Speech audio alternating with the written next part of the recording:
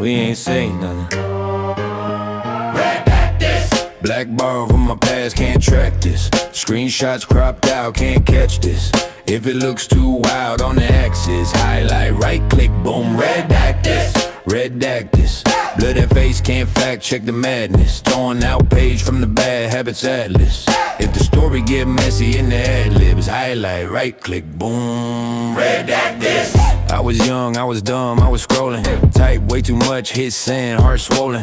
Now I keep receipts like a lawyer with a folder. But anything risky get hit with the toner. Whole group chat, got tails, I ain't claim. If my name pop up, that's a typo, blame. Who's that in the pic, man, that ain't go strange. That's a random stranger with a very close face. On the stand of my friends, I plead don't recall. If they ask for the tape, it's a missing file. If they pull up the clip, that's deep fake style. If they show me the proof, I just smile like redact this. Black ball from my past, can't track this. Screenshots cropped out, can't catch this.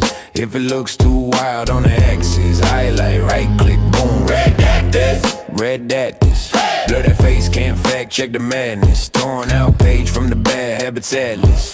If the story get messy in the ad-libs, highlight, right click, boom, yeah, redact. If it hit too close, that's a rumor I heard. If the dateline match, that's a clerical error. If the outfit match, that's a popular shirt. If the tattoo match, that's a stock photo search. I'm allergic to question, coughing the light. I just added the ending, soften the bite. Take the worst 3 parts of the night, then slice like fun was had and we were not. Every X got a chapter I seal. Every text got a gap in the reel. I ain't lying, I'm curating the reveal. Just trimming little bits of the raw, real deal. If you saw, you didn't. If you know, you didn't. If you talk, I'm clipping. If they ask, we glitching. Swipe that name out, crop that frame out. If it made me look foul, delete then fade out. Redact this. Black ball from my past, can't track this. Screenshots cropped out, can't catch this. If it looks too wild on the axis, highlight, right click, boom, redact this. Redact this. Blur that face, can't fact check the madness. Throwing out page from the bad habits atlas. If the story get messy in the ad-libs, highlight, right click, boom, redact this. Check. Get ready. Let's do it. Yeah. All right. Let's see. I can jump straight in here. Let's see. I think I have the buttons and the abilities to do it. It's this one right here. Is this button? Hey, oh, why is my camera frozen? Look at that. I'm looking down and I'm busy. At least I'm working for a living. All right. Configure the camera hub. Wake it back up. Let's see. Go to the change the camera entirely. Black it out, then bring it back, and then do this thing and kind of ring it.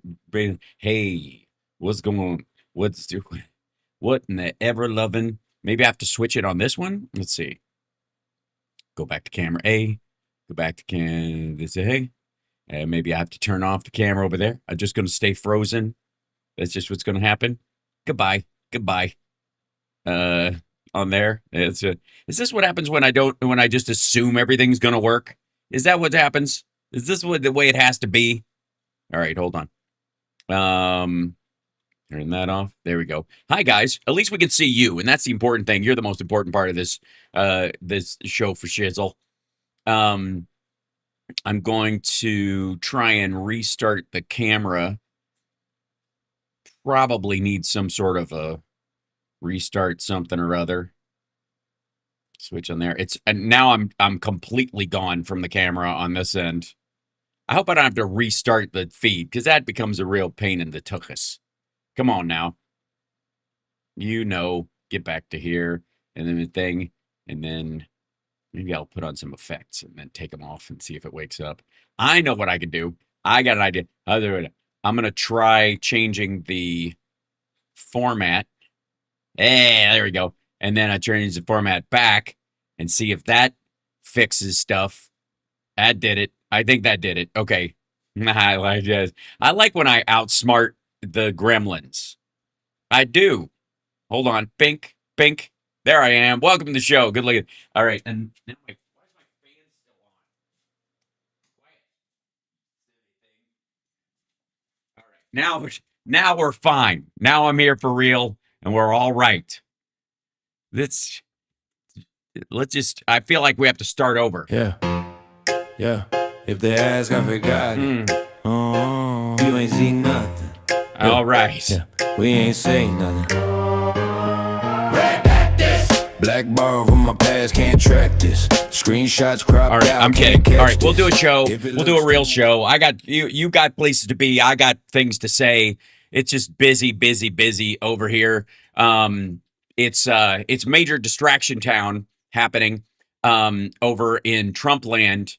I'm trying to find, and I will. I have no doubt that I will at some point.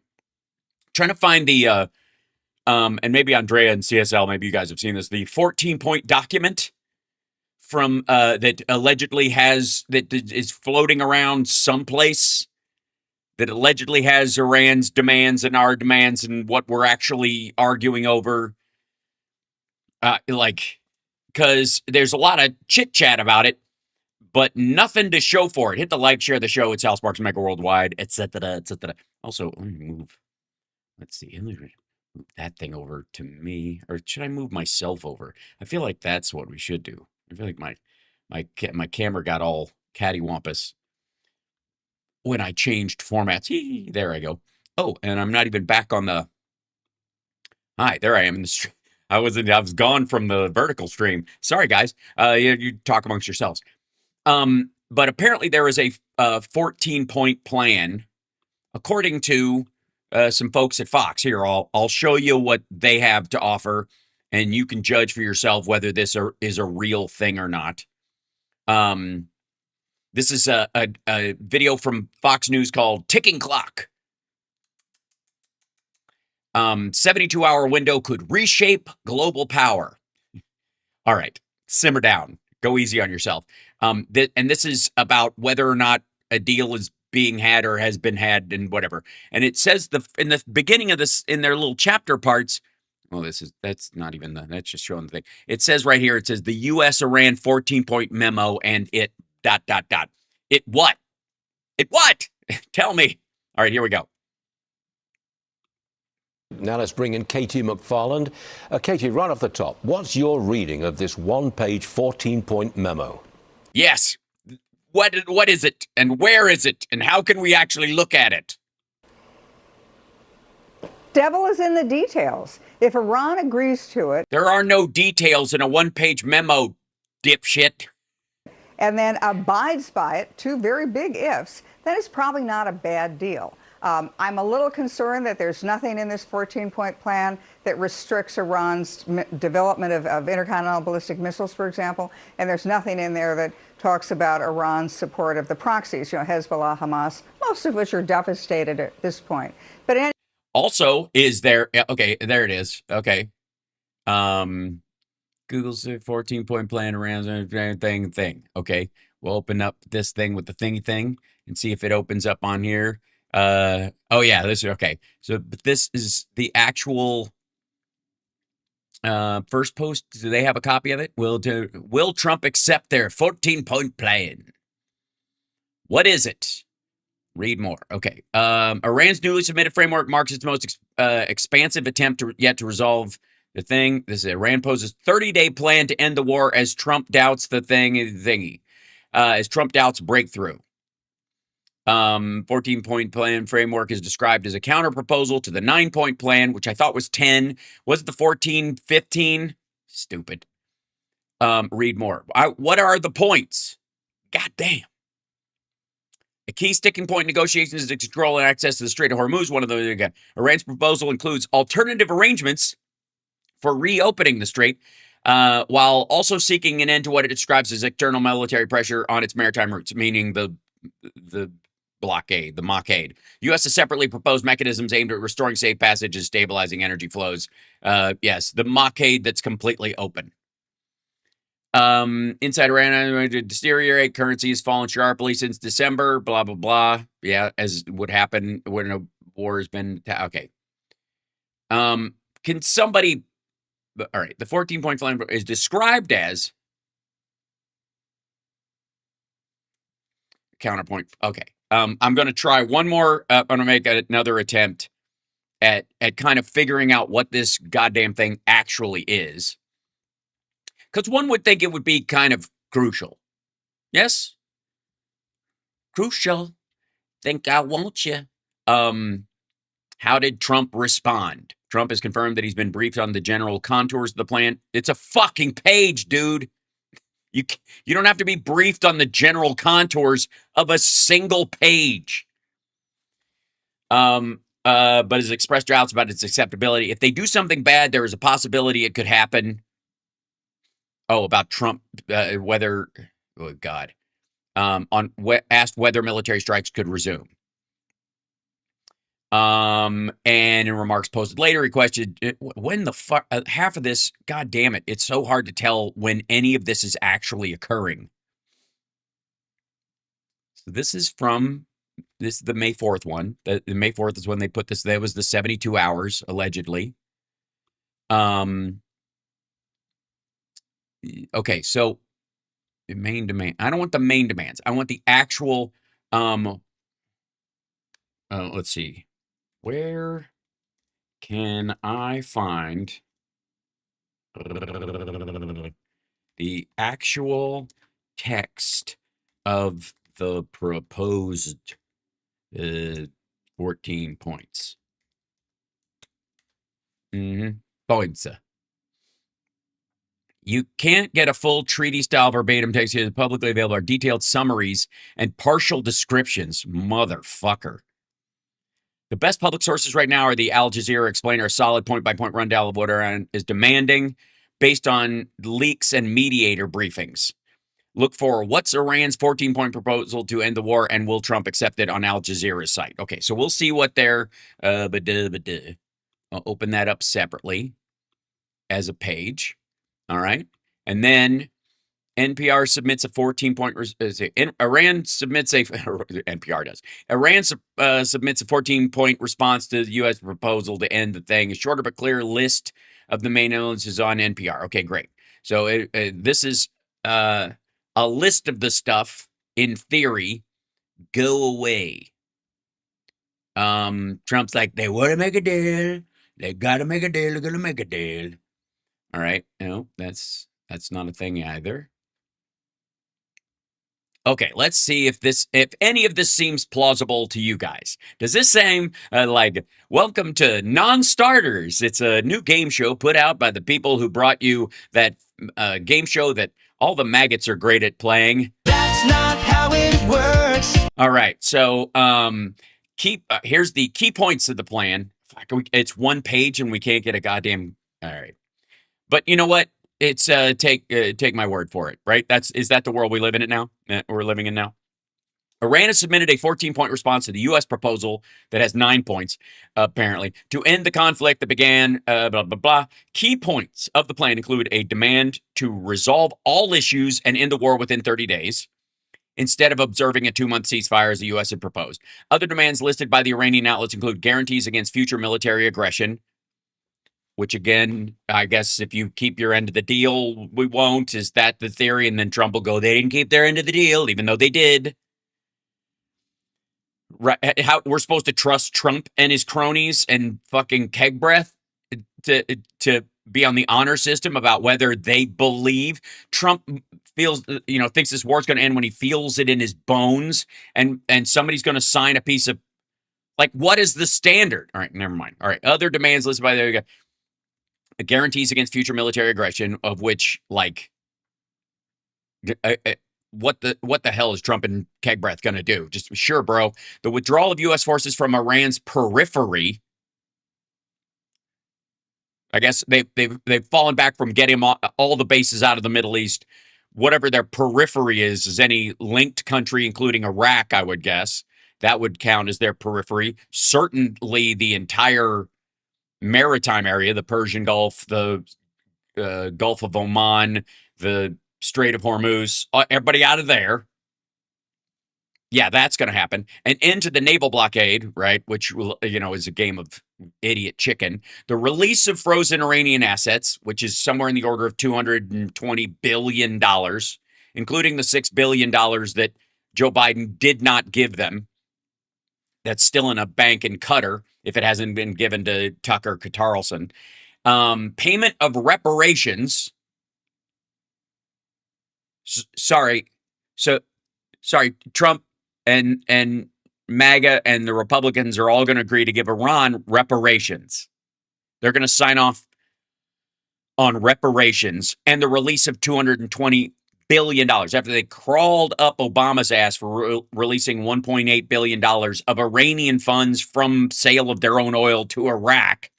It was in a bank in Iraq, right? Still U.S. funds in circulation, whatever, it was just sitting there. And we were owing them money because it was illegally held, because we'd already given them permission to sell to Iraq because we were trying to help Iraq out.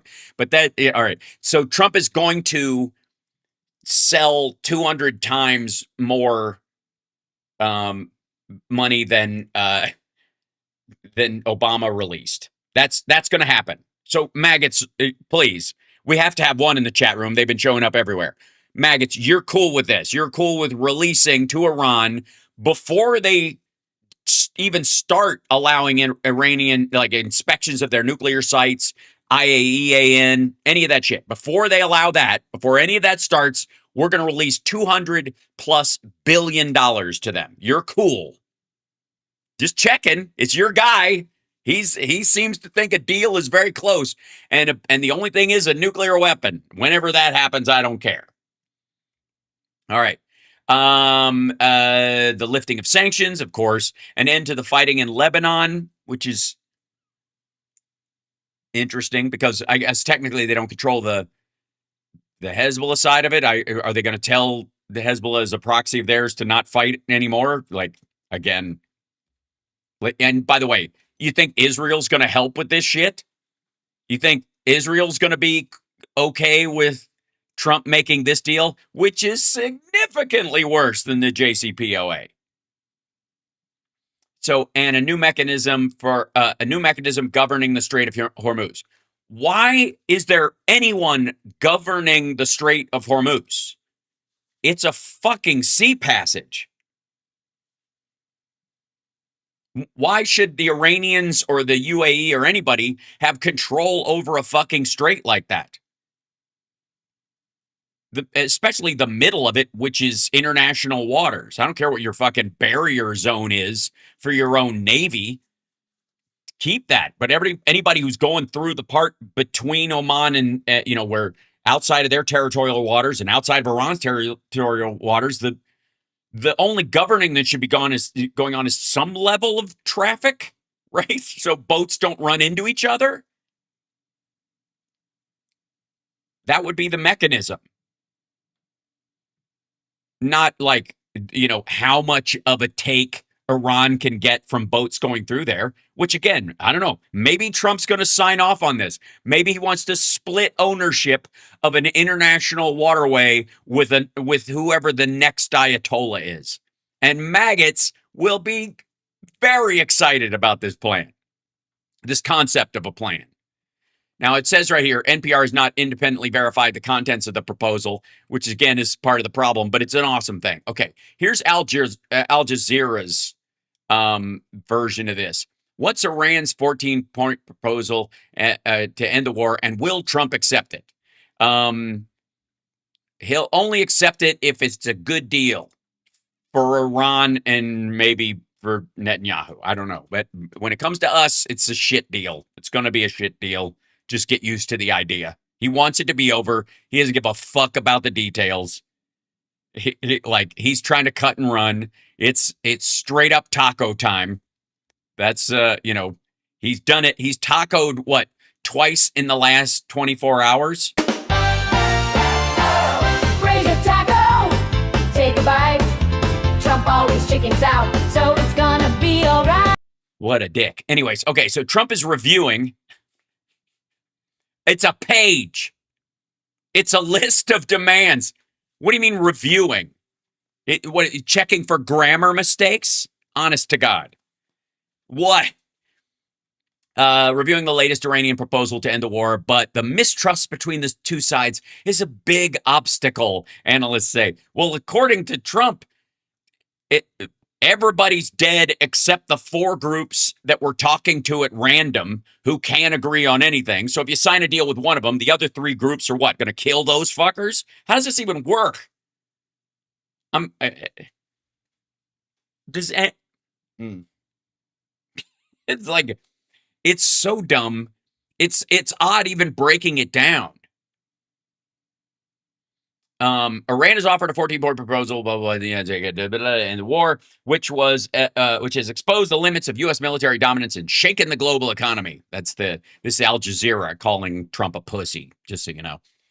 Responding to the new proposal on Saturday, Trump said he is studying it, but is not sure he can make a deal with Iran a day after he voiced frustration with previous offer from Tehran through the mediator in Pakistan. This is the same deal that's ongoing right now. Late on Thursday, Tehran sent the proposal to Pakistan, which got the two sides to agree on the ceasefire. That was later. But weeks since the ceasefire began on April 8th, they've been unable to negotiate a peace deal. Tehran wants a permanent end to the war, while Trump has insisted that Iran first end the effective blockade of the Strait of Hormuz, through which a fifth of global oil and gas exports pass. The U.S. president made their nuclear capability a red line, except it isn't, because it's not even in this 14-point plan that anybody can see or has anybody mentioned. Iran's de facto blockade of the Strait came in response to U.S. and Israel launching attacks on February 28th. And again, the de facto blockade is like it's like the sitting filibuster in the Senate. We're just going to assume they could blow shit up. So what's the new proposal? Here's what we know. All right. What's the 14-point plan? According to Iranian media reports, Tehran's new proposal came in response to a Washington-backed 9-point peace proposal. So we sent them 9, they sent back 14. All right, which primarily sought a 2-month ceasefire. However, in its latest one, blah, blah, blah, says, okay, the new proposal calls for guarantees against future attacks. So far, so good, NPR. A withdrawal of U.S. forces from around Iran. Around Iran. That's again, that doesn't sound like an end to the naval blockade and pull the battleships out of the Persian Gulf or the Gulf of Oman. That sounds like military bases in Iraq and other shit. But and again, what's the fucking review? What does that even mean? That detail would be kind of crucial, but apparently it's just like, get the fuck out, and that's it's GTFOOH right now. The release of frozen Iranian assets worth billions of dollars and the lifting of sanctions. That would be really popular with maggots, after all, wouldn't it? Same leadership controlling the country, right? The IRGC still running shit. And we're going to give them 220. Trump specifically is going to okay giving them $220 billion frozen assets and remove the sanctions at the same time. Do you think that'll stop maggots from saying Obama gave them pallets of cash? It won't even stop Trump from saying it. War reparations, again, not happening. Ending all hostilities, which is, that seems like a tall order from especially a drunk like Keg Breath, who's generally hostile. I mean, maybe Iran is offering that demand so that he'll stop being hostile to our own press, who are just doing their goddamn job, including in Lebanon, and a new mechanism for the Strait of Hormuz, which, again, is a quote that I don't even know what the hell that means. Iran, which was also attacked by the U.S. and Israel last June, wants a guarantee against future aggression. So do they mean like actual war, where we bomb them, or you can't even try to make them flinch at the lockers? What are you doing? All right. Israel has previously targeted Iranian nuclear scientists and run campaigns to sabotage its nuclear sites, which obviously they will not stop. So I don't know if Israel isn't part of this deal, and we don't force them to be a party to this deal, which I don't think Trump would do.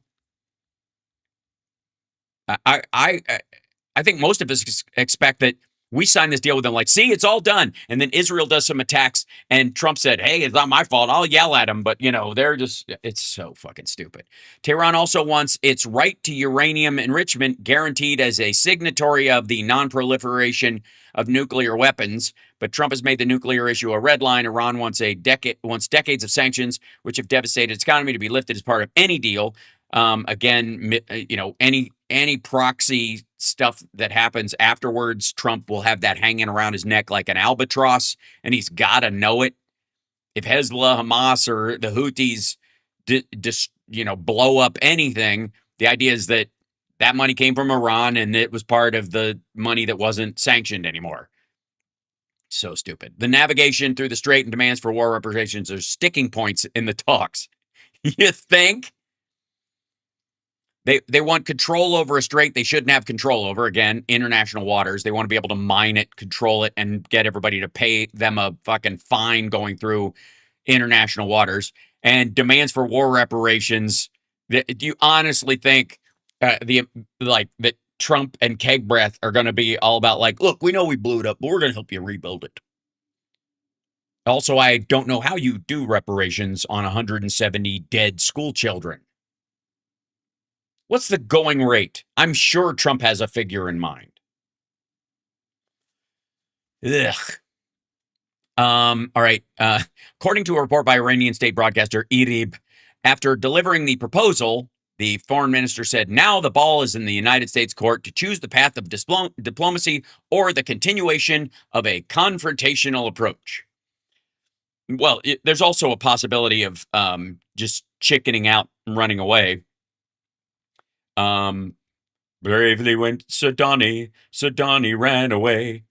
Paul Musgrave, an associate professor of the government at Georgetown University, said Iran has slightly softened its proposal. Because there are no details in it. Like, oh, thank you very much, CSL. It should automatically do it through the eCam thing, but I don't know why it isn't. It's very silly. I shouldn't trust it, but a lot of times I'm busy worrying about my camera not coming on. Grumble. So, all right. So needless to say, these are all the same non-starters that we've been dealing with. There is no fucking deal. There just is not. It's a fucking cartoon. So, and like KT McFarland and all the dipshits at Fox arguing that there's something there when they.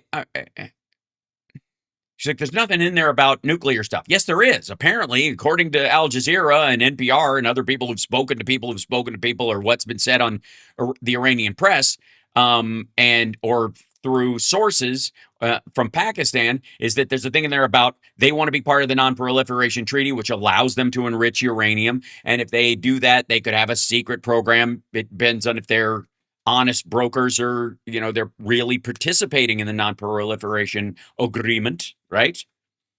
Yeah, so this has just been more market manipulation. Exactly, John. But in any event, it's not the deal I would have liked to see. But if it's a deal that can be enforced, then it's a very different question. But it isn't. It is not a deal that can be enforced.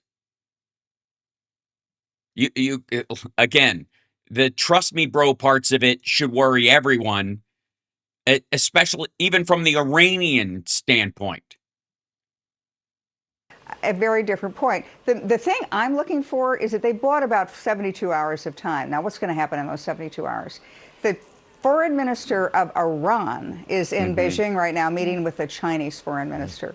And you better bet that the Chinese foreign minister is saying to the Iranian foreign minister, cut a deal now.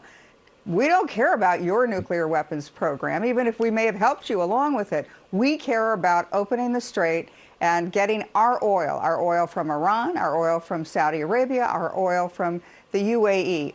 China needs that oil supply. That gets to almost half of China's imported oil supply from that. By the way, important point. She actually cites the reality. 40% of China's oil comes from that area. Trump has said something along the lines of 90% of it comes from there. 90% of the stuff from Asia in general, which is a broad area, and the periphery of Asia comes from that direction, because oil going in two directions, right? That there are other sources and other directions you would go to get it across the seas. There's no fucking reason why you go from there across the Atlantic Ocean over to the United States or even to South America when Venezuela exists and the United States exists and blah, blah, blah. And you certainly wouldn't take it through the Panama Canal to China. It's just silly. So just for the record, that's 90% of that goes to Asia in general. 40% of what China gets comes from there.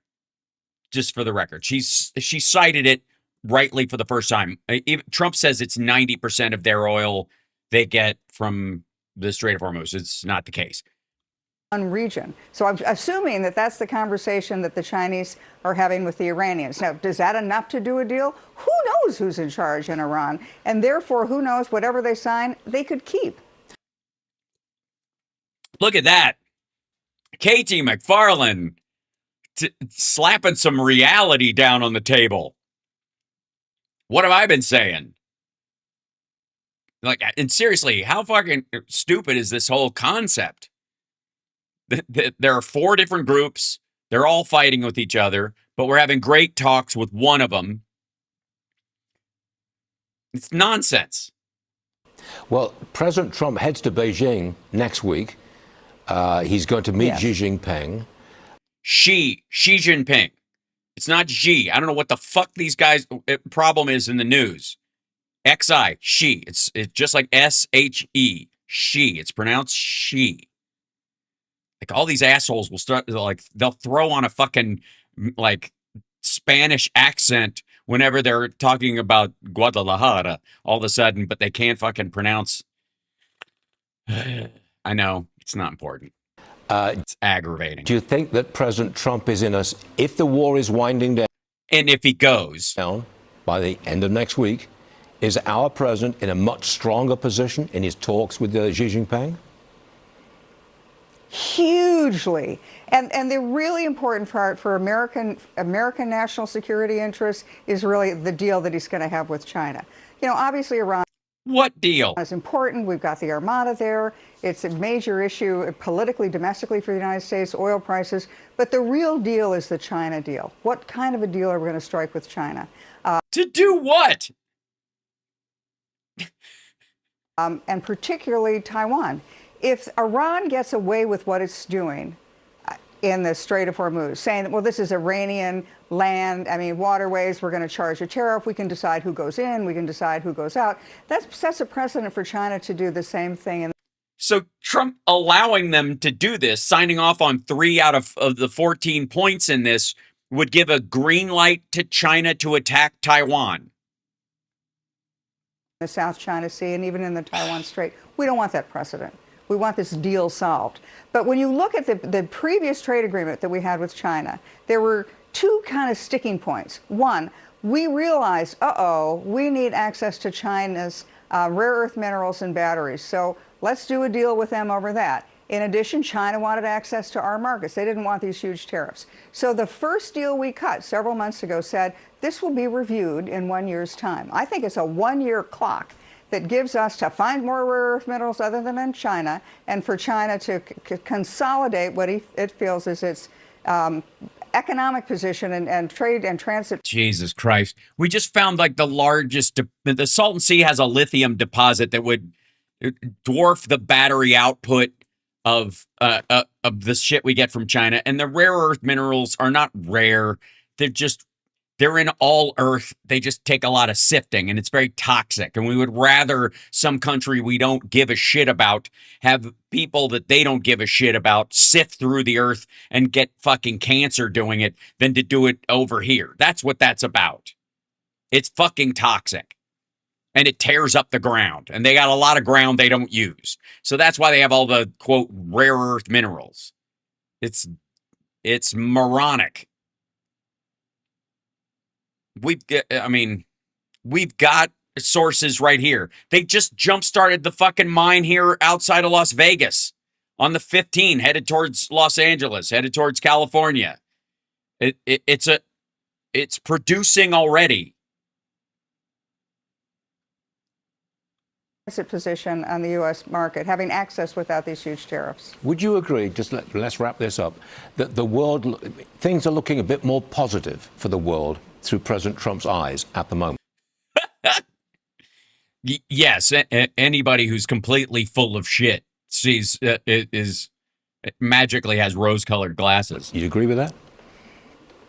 100%. We have all the cards. We have all the options. We have a military option against the Iranian military. We have a military option against Iranian industrial in their energy industry. We also have the diplomatic option, which we're controlling, and we have the economic option, which we're exercising extremely effectively. No, we don't. Also, by the way, the second one you'll notice was the idea that we could bomb their civilian infrastructure, which again is a war crime since we started this. One of the cards is the death tarot card apparently, and what do you mean we have all the cards diplomatically? We sent them 9 points. They sent us 14 that contradict our 9 points. What are you talking about? And maybe things will look up for the president of the GOP in the midterms. We shall see. Yeah, we shall see, won't we? It's going to be great. It's going to be great. It's good. Everything's going to work out. We don't have to worry about all this bullshit. This is going to, there's a, on the other side of this. Come on. All right. Speaking of the elections, I guess there was too much excitement in Iowa, which almost no one has ever said in a sentence, I'm sure. And so they had to tamp it down somewhere. They're like, God damn, it's like Vegas over here. We got all the lights and the excitement and the noise and the talking and the music and the dancing and the pizza. It's just wild. It's wild stuff here in Iowa. Can we do anything to just suck the air out of the room and go back to our normal state of boring everyone to tears? Well, lucky them, they had a visit from J.P. Mandel, Just Dumb Vance, of course, the king of the couch humpers. You know it's true. Come on. Come on.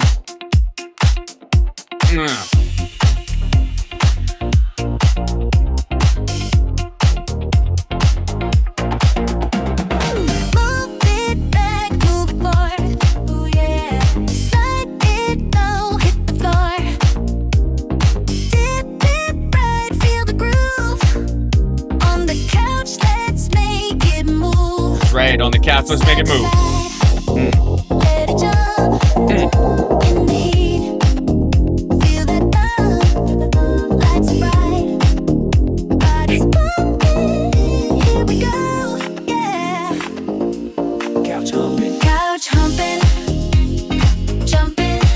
Yes. Oh, it's so much fun. It's such a party. In Iowa right now, they just bring out a couch and just let the man be himself. And I'm not here to yuck anybody's yum. As long as the couch is an antique, which would make it at least 21 years old, and they found some way to let it consent or promise to sponge it off later, I think we're okay. Also, really digging the new Hitler dude that he's growing out. I think this will be perfect for the midterms. I don't know if he'll go with it, in the presidency or whatever, but, in 2028. But, hey, he's going to, he's going to be the guy. And look at this magic. He's the perfect man. There's zero flaws. Super exciting. Maggots love this guy. They don't think he's a puppet of Peter Thiel at all. But this is Vance. Not a normal election. All right, Vice President J.D. Vance laying the groundwork for a potential 2028 presidential run, visiting Iowa to help campaign for GOP Congressman Zach. Because Trump can't be bothered. None. My friends, this is not a normal election. This is not a normal political environment. This is a contest between a party that wants to take all of your money and give it to illegal aliens. And we want to take all your money and give it to the Saudis to set fire to. And a contest between gentlemen like Zach Nunn, who fight every single day for you. And I have a simple question here, which is, Out of deference to the people he believes are in the room. do you want somebody who By the way, Fox News, we see you. You know, I understand. This is like watching paint dry, but you got to play music behind it. Listen to the music behind it. It sounds like a fucking Fast and Furious trailer. I have a simple question here, which is, I have a simple question too. Why don't you just let the man talk without playing music behind him so people can hear what like how fucking boring he actually is? do you want somebody who votes to give your money to illegal aliens? No. You deserve a No! Oh, I don't mind. tax cut, and that's exactly what we delivered with Congressman Nunn. Nunn is up for re-election this year in what will Yes, he's got the riz too. That's the kind of guy. He's like a pastor at a mega church who says you can't go into my basement without a warrant. likely prove to be a crucial House seat as Republicans are set to bring a razor-thin majority into the midterms come November. Yeah, they already have a razor-thin majority going into the midterm. And from Iowa to Indiana, the power of President Trump's endorsement on full display in primary races last night. Trump endorsed challengers win primaries. Well, that's we'll see if the public at large likes that. I don't doubt that the primary voters are Trump suck-ups. 5 incumbent state senators who opposed the president's redistricting plan for the state all lost their races to State senators? Really? Really? This is your fucking flex? Look, I understand. State senators are important. They do important work. There's a lot of stuff here, but for fuck's sake, man, you're primarying 5 of your own fucking people in the state house in Indiana, and that's you like patting yourself on the back. And this isn't a state where it's like fire red. It just isn't. And if you try to replace people that were like playing footsie with the other side because that's what the voters are like with red flamers, they're going to get trounced. the challengers backed by President Trump. Joining me now to react to these results, independent journalist Avita Duffy Alfonso. Avita. Indiana primary shakeup. 5 GOP incumbents lose to Trump-backed challengers. This is exactly the kind of bullshit I'm warning Democrats about, and they're beating their goddamn chest about it. Again, DNC, one fucking job. Red district's purple, purple district's blue. If you can go from red to blue, you get extra points. Nobody gets points for turning something blue bluer. It's a waste of fucking money. It's a waste of fucking time. If you get, again, fall in love and fall in line, but the idea that you're going to want to like unseat people for lack of loyalty to leadership is, I don't even know how maggots justify that. Ugh. Avita, these Republicans who shot down President Trump's redistricting efforts got annihilated. One margin of victory, Avita, was 51%, another 30%. What does that tell you? Tells you it's like 112 people that actually vote in these primaries, and most of the maggots have taken their voting book and gone home. Well, it's amazing to see because right now, I think if you're anywhere on the internet, you're observing people saying that President Trump is cratering with his base, that he doesn't have as much support. They're blackpilling on MAGA. And as it would turn out, oh no, not the blackpilling. the Trump base is actually very strong. How is this live? Yes, this is live, Gavin. It's unfortunately, this is live. What happened last night is Trump primaried those senators. It wasn't necessarily those candidates. It's President Trump himself who said, I'm going to go after you if you are not a Brilliant. If you're not a lockstep with our plan to redistrict these states because we can't win on the merits. A winner, if you're not somebody who actually cares about the GOP and the future of our country, you do not have a right to that seat. And I think it also says something. Incumbent Indiana Republicans who lost their races. They seem lovely. Yes, don't cry for me, Indiana. A little deeper about the GOP in general. You have President Trump, yes, but also as a party, we're fundamentally changed. The young people that I know who work for organizations like Turning Point Action that are on the ground fighting the grassroots ground game are Yeah, that would be the subset of a subset of a subset of people living in a bubble. young. President Trump has formed them in their political life. And like I said, the party is not the same, and it never is going to be. The post-Trump era is never going to go back to the pre-Trump era. It is always going to be different. Right, which means that because of that, the Groypers and the Tucker followers and the Megyn Kelly followers and that crowd are going to bug out, and there aren't enough youth voters to fill in that gap.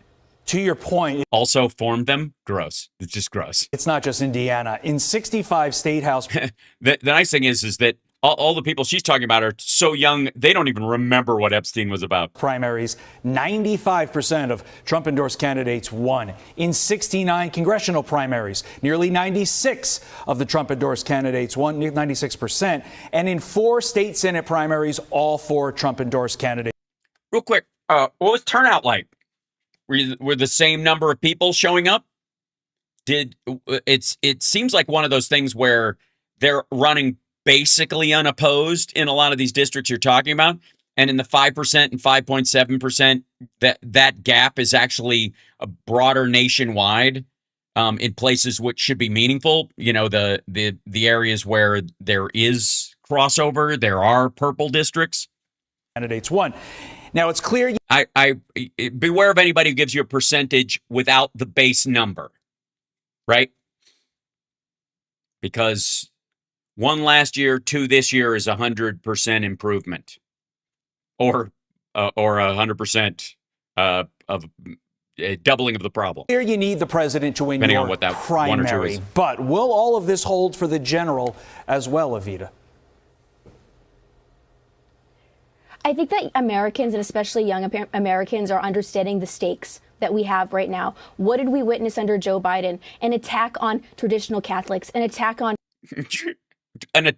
traditional Catholics. He is a traditional Catholic, you dipshit. pro-lifers. He went to church every Sunday. He visited his son's grave at the church. Trump can't read Bible verses without hissing like somebody's pouring fucking holy water in his lap. You had COVID and BLM. Democrat policies failed. Sorry, COVID and BLM, all that shit started under Trump. I got to tell you, like the especially COVID, there was a pandemic response team under Obama. Trump told them to fuck off. And then, by the way, when he got really behind the 8 ball on it, he cribbed from their book. But all the like lockdowns, 14 days to stop the spread, the money that went straight to the pharmaceutical companies, bought the vaccines ahead of time. He was, if you'll recall, you know what Trump's plan was, little lady. You know what Trump's plan was? He was going to have military trucks in the parking lots of Walmarts giving people the jab. That was his plan. What the fuck are you talking about? Fail. Democrat policies make Americans less safe. So I think a lot of people are able to look back at what the Biden era had to offer and say, you know what, we want no part of that. And it's We want more of what's happening right now. clear that we are not, short-term memoried. People remember, and that's going to have a big impact on the next. Well, you're going to have to forget the last year, I guess, Actually, no, you're not. You guys will blame Biden for shit Trump did specifically. Election. And it's clear, if you are the RNC, you want Susie Wiles doing what she did, getting President Trump out there between now and November, Not so much, and don't count on it. making sure that he gets the turnout, getting people off their couches in a non-Trump election. Yeah, when you're showing clips of J.D. Vance, don't bring up couches. It's just a bad idea. Couch humping, jumping, feel the beat, take it higher, can't retreat. Slap it up, put it down. Feel the rhythm, Look out.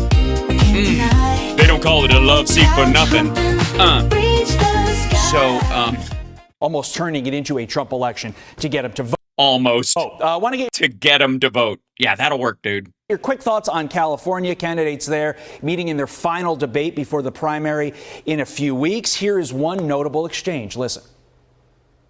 What is one word you would use to describe Governor Newsom's performance as governor? Performative. Bold. Progressive. Failed. Steve. Failure. You can't take my word. All right. Game changing. Incomplete. I mean, kind of tells you everything you need to know about the candidates and where they stand in this election, right? Isn't that what a debate is for? CSL. This is Sean Duffy and Rachel. Yeah, I mean, listen, I would hate to be a Democrat up on that stage last night because the reality is that Why? Because the wind is at their back and one of them is more than likely, probably Tom Steyer, is going to be the governor. California has the highest unemployment rate, the highest poverty rate. I mean, this is a completely failed state. The only people that are coming there are illegal aliens. Americans are Hold on one second.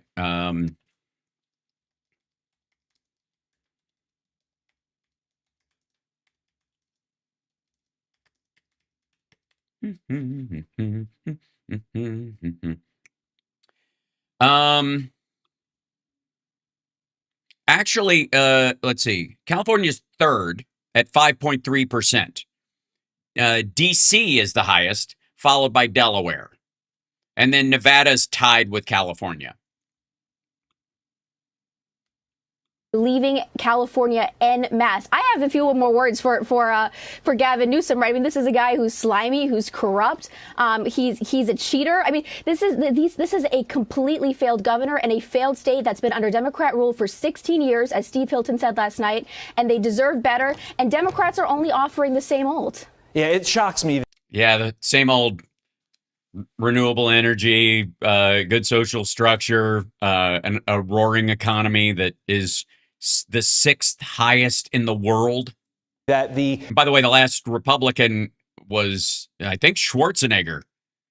Two Democrats that actually called him out in that one-word answer there are the ones that are polling the worst. It seems like California Democrats want more of the same. We'll see if the Republicans make them pay. Evita Duffy.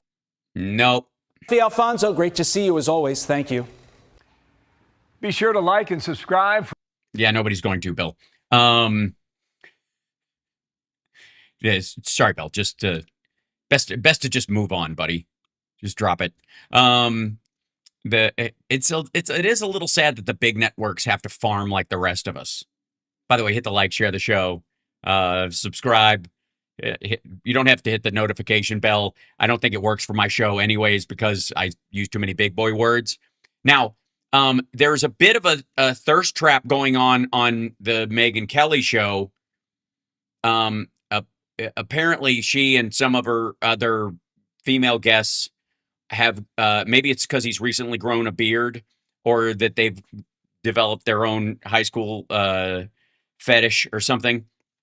But apparently, he's a phenomenon. This is Megyn Kelly, the Nick Fuentes phenomenon. Understanding the Nick Fuentes phenomenon. Why he's so offensive but popular with Red Scare. And Red Scare is, I guess, these two ladies. We were laughing that since I last saw you, you technically got canceled because you committed the same sin as Tucker Carlson. Yeah. And he's coming on tomorrow. So, sorry, you were sexually assaulted by a demon, and well, you told your wife that you were sexually assaulted by a demon, when in reality you have scratches on your body from having sex with a trucker in a truck stop.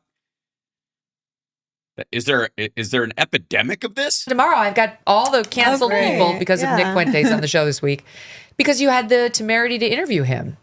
Thursday, Tucker's coming out. Yeah. So, and people were very, very angry because you're not allowed to like him because he's got this very he's unlikable racist strain when it comes to. You're not allowed to like him because he has this very racist strain. Yeah, it's not that you're not allowed. It's just fucked up if you do. Right? you're allowed to like somebody like that. But if people find out you do, they're allowed to go, oh, I see. You're racist as well. What are you talking about? To blacks and Jews and women and so on, racist, bigot. Yeah, and so on. Whatever you want to call it.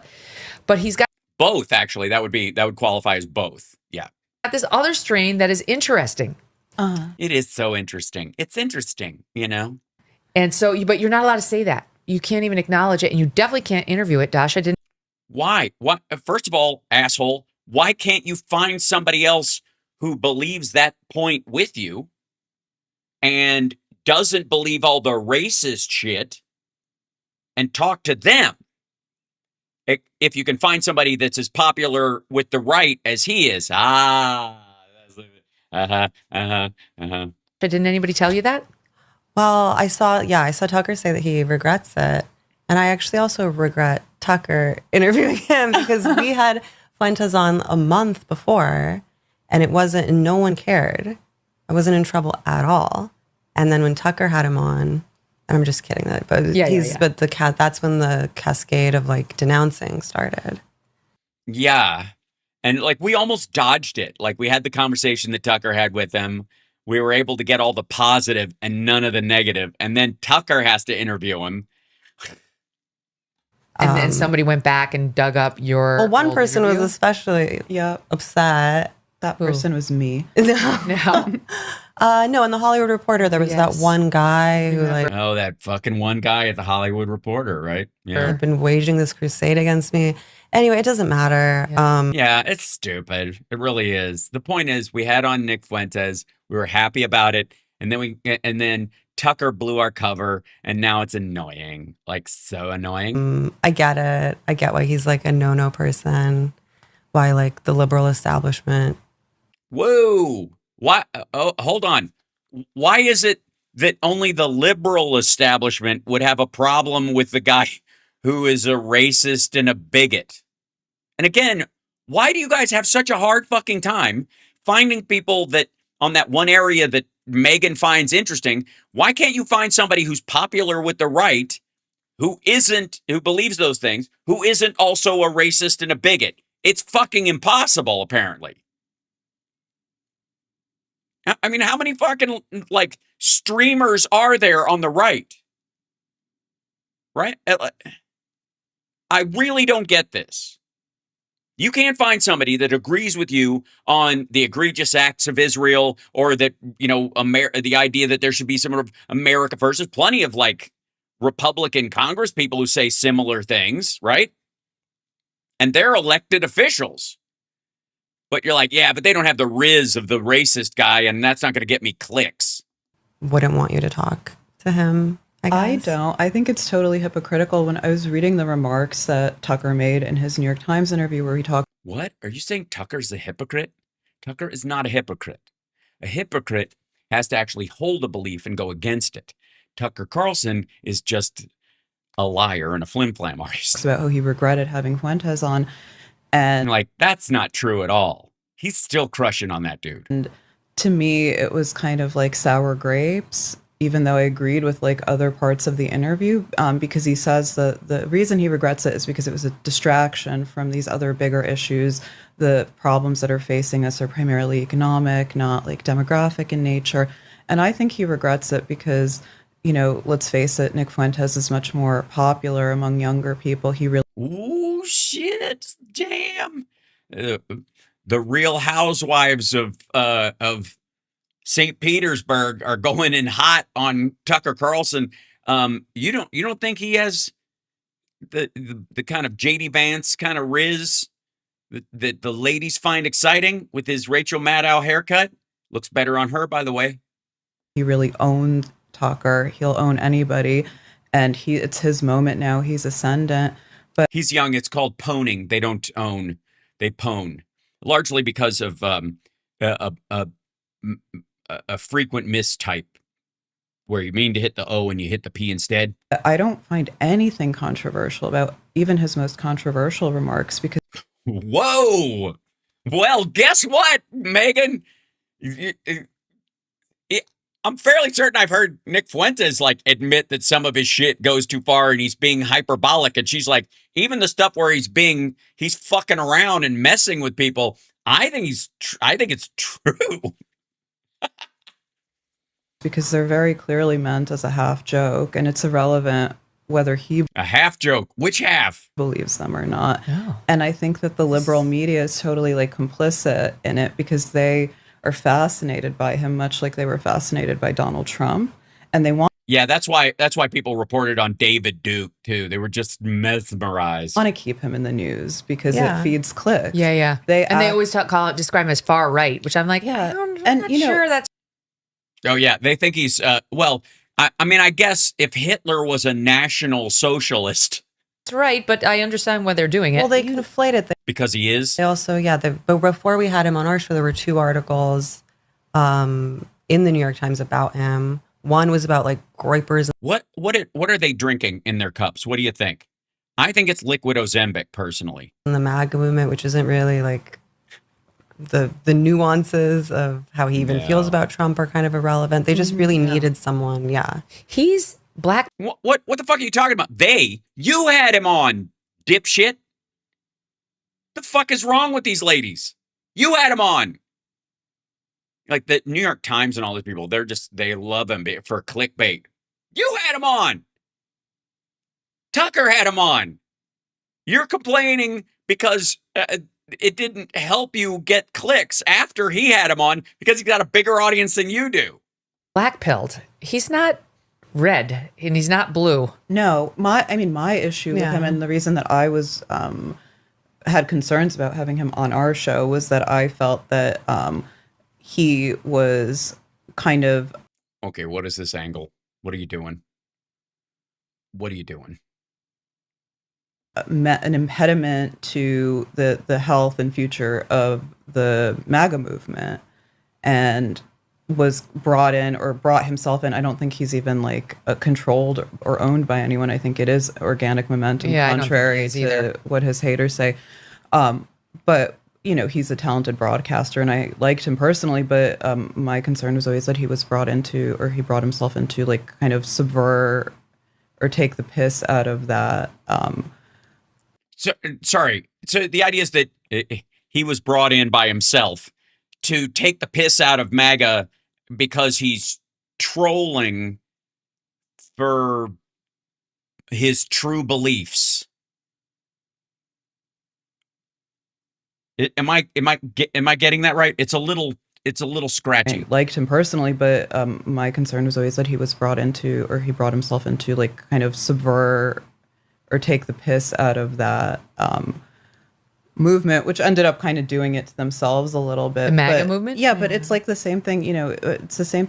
Does honest to God, like all you're saying is that he believes what he's saying and that it became more popular than the bullshit version that Trump was selling. Thing as with Trump, with like Trump derangement syndrome, where the media loves these guys, they feed off of them. And you had him on. You dissy fuck. What are you talking about? Who's they? They wouldn't have the clips to pull and talk about if you didn't have them on your show or Tucker didn't. You're elevating him. Whose fault is this? Jesus Christ. And then of course they act all like shocked and outraged when someone else who's not on That's what Tucker did. Their team entertains them or interviews them. And by the end of that New York Times interview, the reporter was like positively haranguing Tucker about. Oh, is he gonna be okay? Did the lady make him feel all squishy in his pants? She was very focused on the Fuentes issue. Yeah. Tucker definitely regrets it. I think it's because he's a wuss and a liar. Blew up so much in his face, and it wasn't worth it for him. I think he sort of. Hey, asshole, it doesn't matter if it was worth it or not. He agreed to have the guy on because what the guy was saying resonated with him. And he just didn't like the fact that the bad association later, he thought the ship had sailed, that it had moved on, and that he was going to actually lash his dinghy to fucking Fuentes. Sort of thought he might be able to And then, by the way, and then Fuentes said, fuck it, I'm voting for Democrats because we need to punish Trump. And then that's why he regrets it. He does not regret having him on because of racist or bigoted or anti-woman shit that he said. Get the fuck out of here. Tucker Carlson does not care about any of those issues or any of the bad blood the media might have towards Nick Fuentes or any of the attacks that might come for him having on there. That has nothing to do with why he regrets having Nick Fuentes on. It's 100% the fact that Nick Fuentes in the last couple of months has said, fuck this Iran nonsense. We need to vote. The Republicans need to be punished for lying to us. There are no mass deportations. The cost of everything is going up. Home ownership is fucked. And we've started a new regime change war, which is exactly what he said he wasn't going to do. That's why Fuentes is like, screw this, I'm out. You can either stay home or vote for Democrats, but we're not supporting Republicans. That's why Tucker Carlson regrets it. Period. He doesn't regret having the stench of a bigot on his show. Are you out of your fucking mind? Reach Fuentes in a way that might be helpful for the conservative movement. I think that's what Tucker thought. And that didn't happen. And the bomb blew up in his face. And he was like... And I caught a total stray. Yeah. He's like, this wasn't worth it. But I actually did... I caught a total stray. No, you didn't. You had him on too, stupid. You caught the same heat. You just didn't catch it at the level that Tucker got it because you're not as famous or well known. I had my team pull this together. This isn't because of you and defending Fuentes at all. Yeah. I always say when we talk about him, because I do feel the need to accurately represent him. Yeah, it's sweet.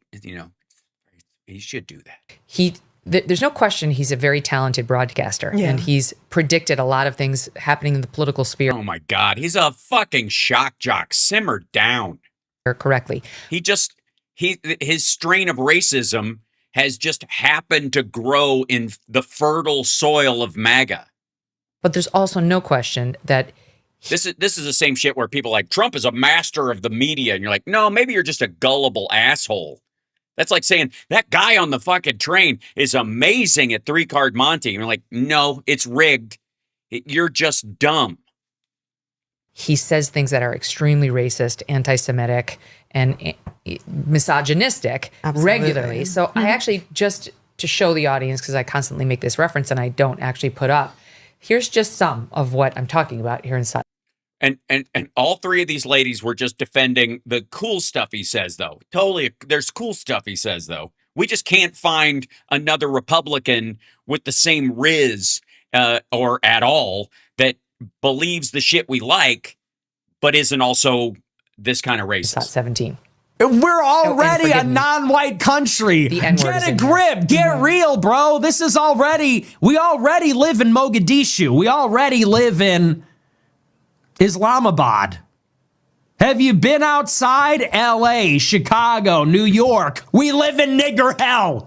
And whoa. See, and the point she's trying to make is sure, that's troubling, but everything else he says is fine.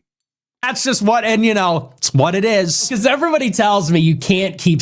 By the way, tell me you never go outside without telling me you never go outside. Even in Chicago, by the way. Saying the N-word on the show. They're like, you gotta stop saying,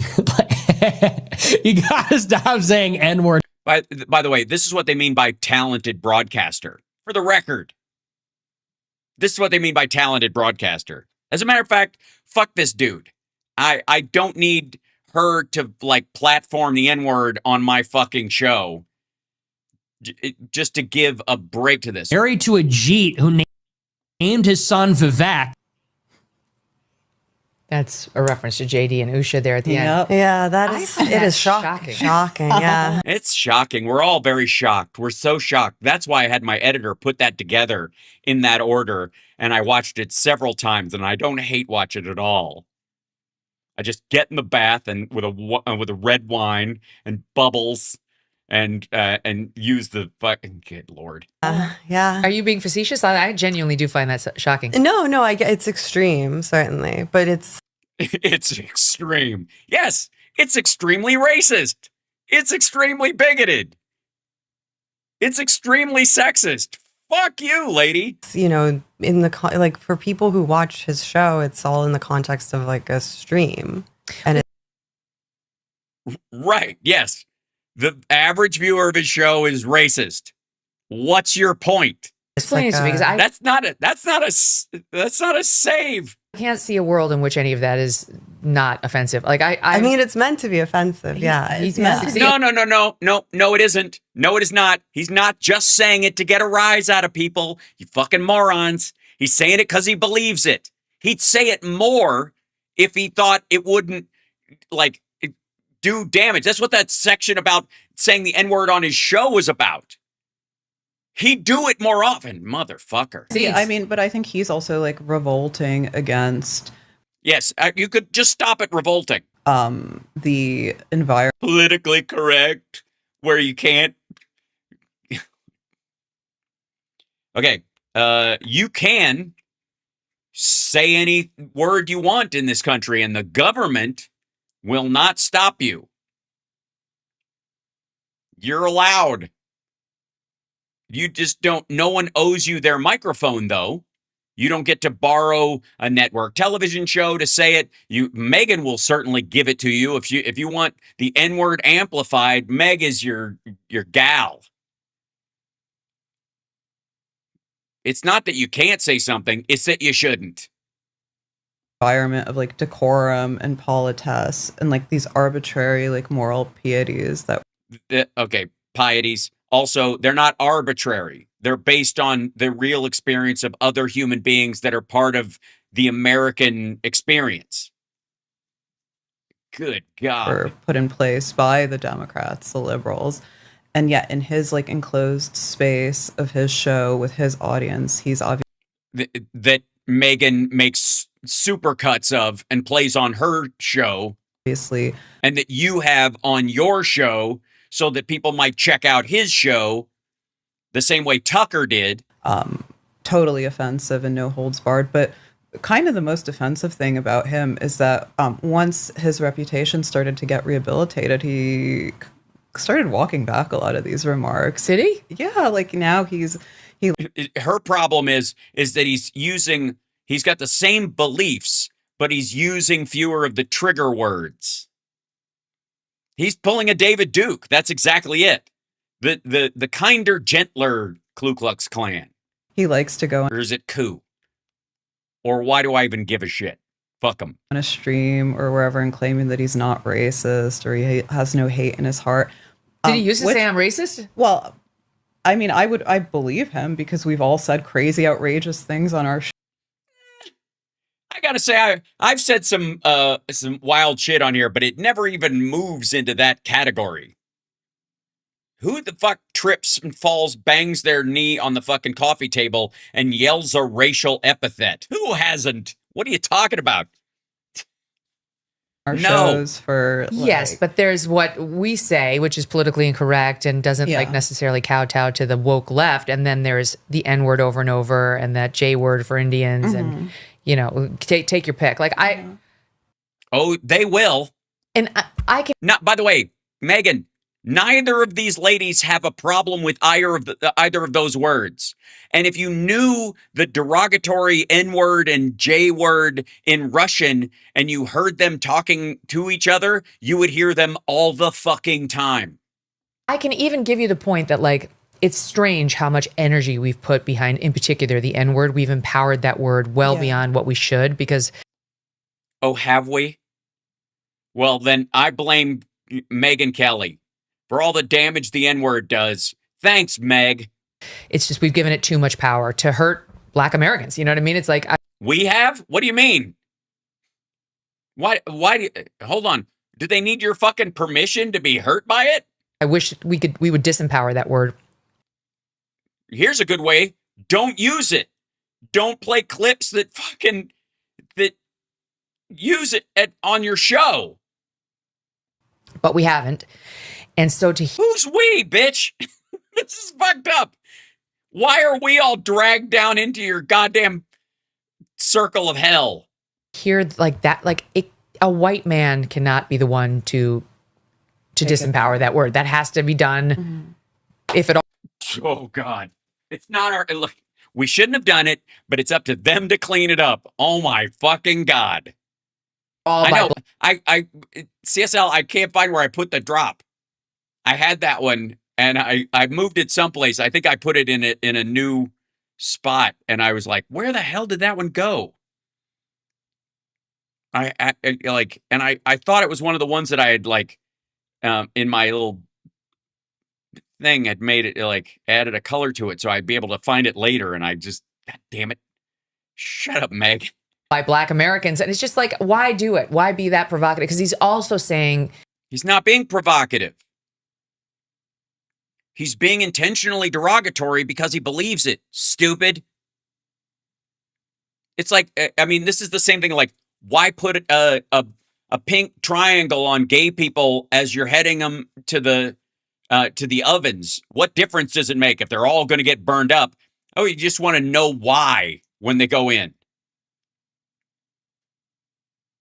Ugh. You know, he's talking about blacks in the inner city in a way that groups them all. And, you know, he's got racial stereotypes. He's got female stereotypes. I mean, all the things that would lead any rational person to think you are racist. You're yes. Jesus Christ. Of course. Oh, here it is. Okay, hold on. Okay. sexist and you're definitely anti-Semitic. He's a racist guy. He's offensive. Yeah. Yeah, I don't think I wouldn't argue with deny that. Yeah. Oh, no. Offensive puts the onus on other people. Racist is enough. You don't have to assign a reaction to someone else to make a point about someone else's behavior. You don't. Whether or not to be offended by some dipshit and what they say is up to the receiver of the insult. I don't have a responsibility to. Yeah, there we go. I'm gonna open this guy up and see if I can find it. Here we go. Get in here, you silly thing. Thanks for sending that, CSL. Oh, I have so many files. Where is it? Download. I think it went into the download folder. Yeah, there we go. All right, I'll put it. Where should I put it? I put it with the TV clips, and I'll put it in the. No, that's in the corner.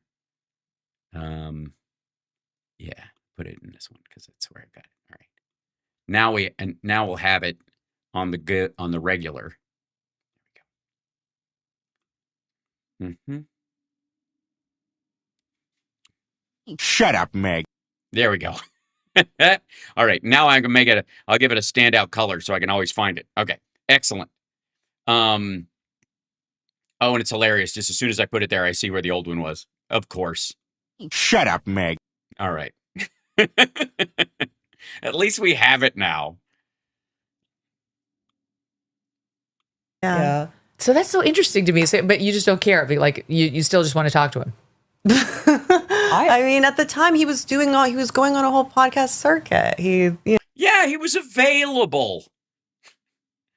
And Koberger wasn't, and we were all set to interview D4VD, the David guy or whatever, and then he got busy with something, I don't know what it was, and you're like, okay, who's really on the circuit right now? Yeah, and it seems I felt that the Overton window had shifted in terms of like he didn't say you were wrong. Say things like that on our show. Yeah, he didn't say things like that on Tucker. Yes, well, the things he says in the confines of his stream, it's his stream. I think this guy. Right, but the whole purpose is to go out in those things and go, hey, he's not half bad. And then you bring people over to your audience and then you indoctrinate them with the bullshit that you're saying there. That's the whole point, stupid. It's not shocking that these dipshits don't know when they're being used. I was probably I don't endorse it. He was so debanked and deplatformed that he felt comfortable doing that because he probably felt there was no way back. And yeah, and if you give a guy nothing to lose, like, of course he's going to say and do terrible things, and we have to help him. Man, this is fucking pitiful. Now that he's Ben Shapiro throttled him in the crib. Yeah. Yes, Ben Shapiro did throttle him in the crib. Whoa! Nothing like a good old Jewish blood libel just to throw in there. Sorry. Ben Shapiro throttled Nick Fuentes in the crib. Because what? He rightly spotted him as a Jew hater? What are you talking about? Crip, that's true. And he was canceled and put on the no-fly list for some reason when he was very, very young. I mean, that'll have a way of radicalizing people. During Trump 1. But I had my team pull this yesterday. I don't know if you guys, I didn't even tell you I might use it today, but. Oh, fuck. What did you just pull the Joe Rogan N-word thing as well? Are you just getting off on playing it? Mike Wallace of 60 Minutes interviewed the Grand Wizard of the KKK in his hat.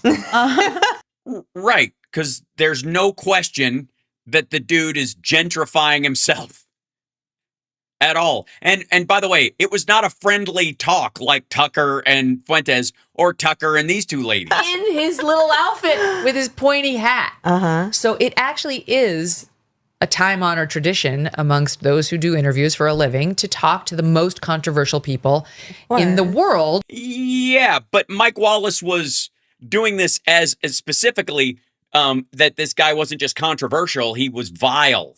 And he was, Wallace was confronting him about this. They were like, I don't know, he seems cute. I don't know, whatever.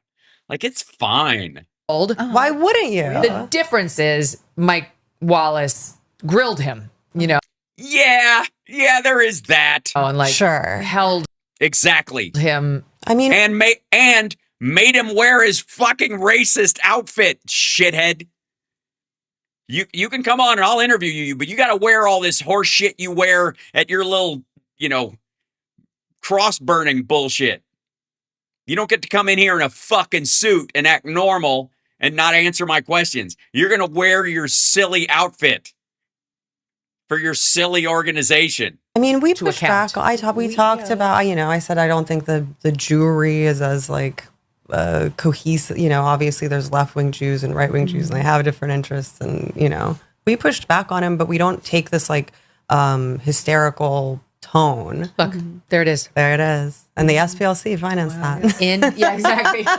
No, they didn't. Exactly. The SPLC paid for that hat. And everybody from Noam Chomsky this predates that organization. I'm fairly certain. I mean, the SPLC's been around for a long time, but to Glenn Greenwald, all these Glenn had him on. It used to be the norm. Yeah, Glenn had him on. Yeah. Glenn hates this fucking country, dummy. He runs his show out of a gated community in fucking Brazil in a hilltop community above the poor. Fuck that dude. The liberal Jewish pundits and journalists defended freedom of speech and said, you can talk to anyone. That was always the idea. Right.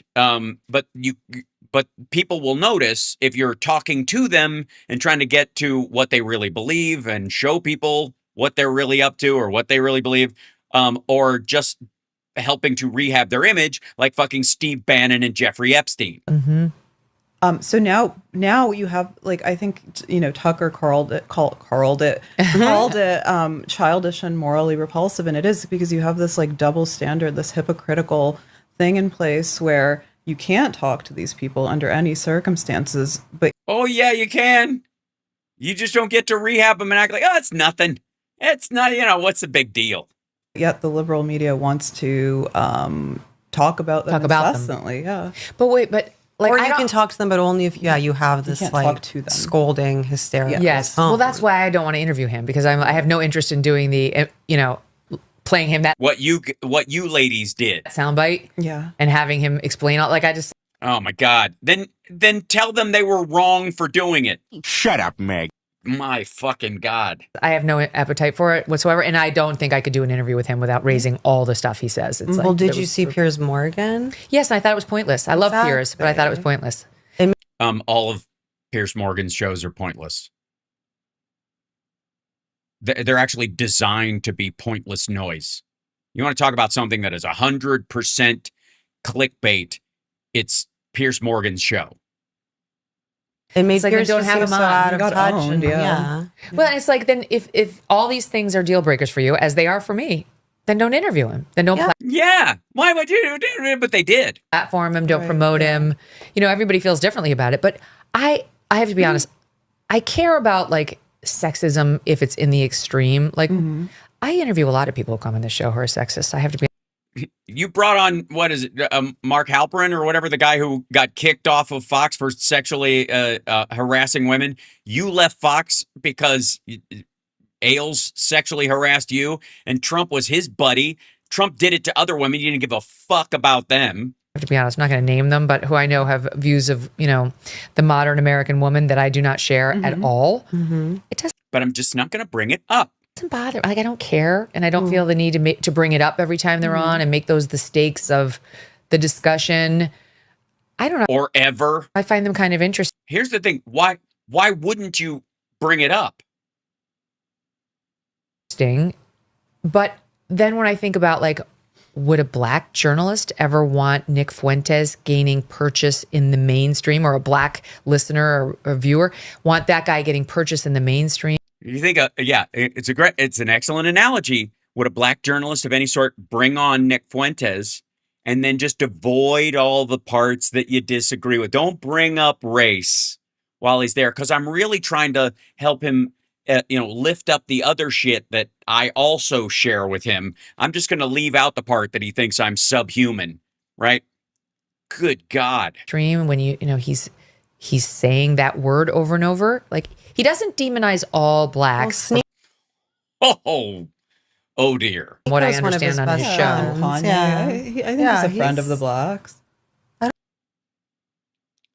That sentence alone will bring this clip to a close. Let's hear that one more time, and you can see why. Like, I don't even know why we're even remotely. From what I understand on his what the one who's not wearing any pants? What she says. I think he's a friend of the blacks. I think he's a friend of the blacks. Like, I don't even know how, like, you wrap your fucking head around that. No, he isn't. He is definitely not. We want to know who also is not a friend of the blacks? Bendover Johnson. Hit the like, share the show. It's Hal Sparks Megaworldwide. Benny, breaking news, Democrat raided. This is Benny. There was a raid of some cannabis businesses in Virginia that I guess one of the Speaker Pro Tem or whatever of the Virginia State Senate is a partner in or whatever. So this is what there's something going on. But he's got her in an orange jumpsuit with screaming, eyes, or whatever, digitized out, hiding her identity, and cuffs on. So let's just see how long it takes Benny to go from zero to racist. There's no such thing as a free lunch, your grandfather probably used to say, and he'd be. No, my what was that statement again? There's no such thing as a free lunch. There's no such thing in the free lunch. There's no such thing as a free lunch, your There's no such thing in the free lunch. No, my grandfather never said that. You're right. Grandfather probably used to say, and he never said that. He'd be right, except for he never met Somalis. Somalis have a lot of free lunches based on the American taxpayer. They literally have a free lunch program called Feeding Our Futures. It was a total fraud where they claimed. Well, it wasn't free because those people got arrested who did that, and they're going to jail. And the lunches didn't go to anybody. That was the point. Hundreds of millions of dollars for feeding children that didn't exist. Ilhan Omar wrote. Right. So the children that would have gotten the free lunches didn't get a free lunch. Exactly my point. The rules for this program, and you don't think that she knows about this fraud? You don't think she's getting her money from this fraud? Yeah, it's insane. Well, I don't know. Do an audit. Did any of the money get back to her? That would be easy, wouldn't it? Shit. If only Republicans were in control of the FBI right now, we might be able to find out. Oh, wait, they are. And they don't seem to be able to. They only caught the same people the people in the state caught. Democrats are a party of fraud. And what the statement, there's no such thing as a free lunch, means is that for every action, there's a reaction, right? You don't just get to redistrict. No, that's what for every action, there's a reaction means. District a 50-50 state. Virginia just had a Republican governor. It's not like Virginia's California has had Democrat rule for like the past 50 years. It's a Republican state as much as it's a Democrat state. Yeah, except it isn't. And it's also a very rural state. So while there's a shit ton of people down in this area, and there's a shit ton of people up in this area, there's not a lot of people in this area. And it's been leaning especially Democrat over the last little bit, which is why they have a Democratic governor right now. So this area is very populated, and this area is very populated, and the rest of this kind of isn't. That's why. That's the shakedown. The Republican governor, Glenn Youngkin, was really popular. No, he wasn't actually. Half the state is Republican, and they did some and half the population of the state is in this one area. Referendum that was like 49-50. It's the way it always works out, with infinity mail-in ballots from illegal foreigners that they've packed. Nope. Into Northern Virginia. Sorry, illegal foreigners packed into Northern Virginia around the Pentagon, I presume, to serve, like literally indentured servants, the rich defense contractors and government employees. Okay, sorry. Government employees and rich defense contractors, two different classes of people. Also, Trump and his buddies would say, you say that like it's a bad thing. Also, they're not voting.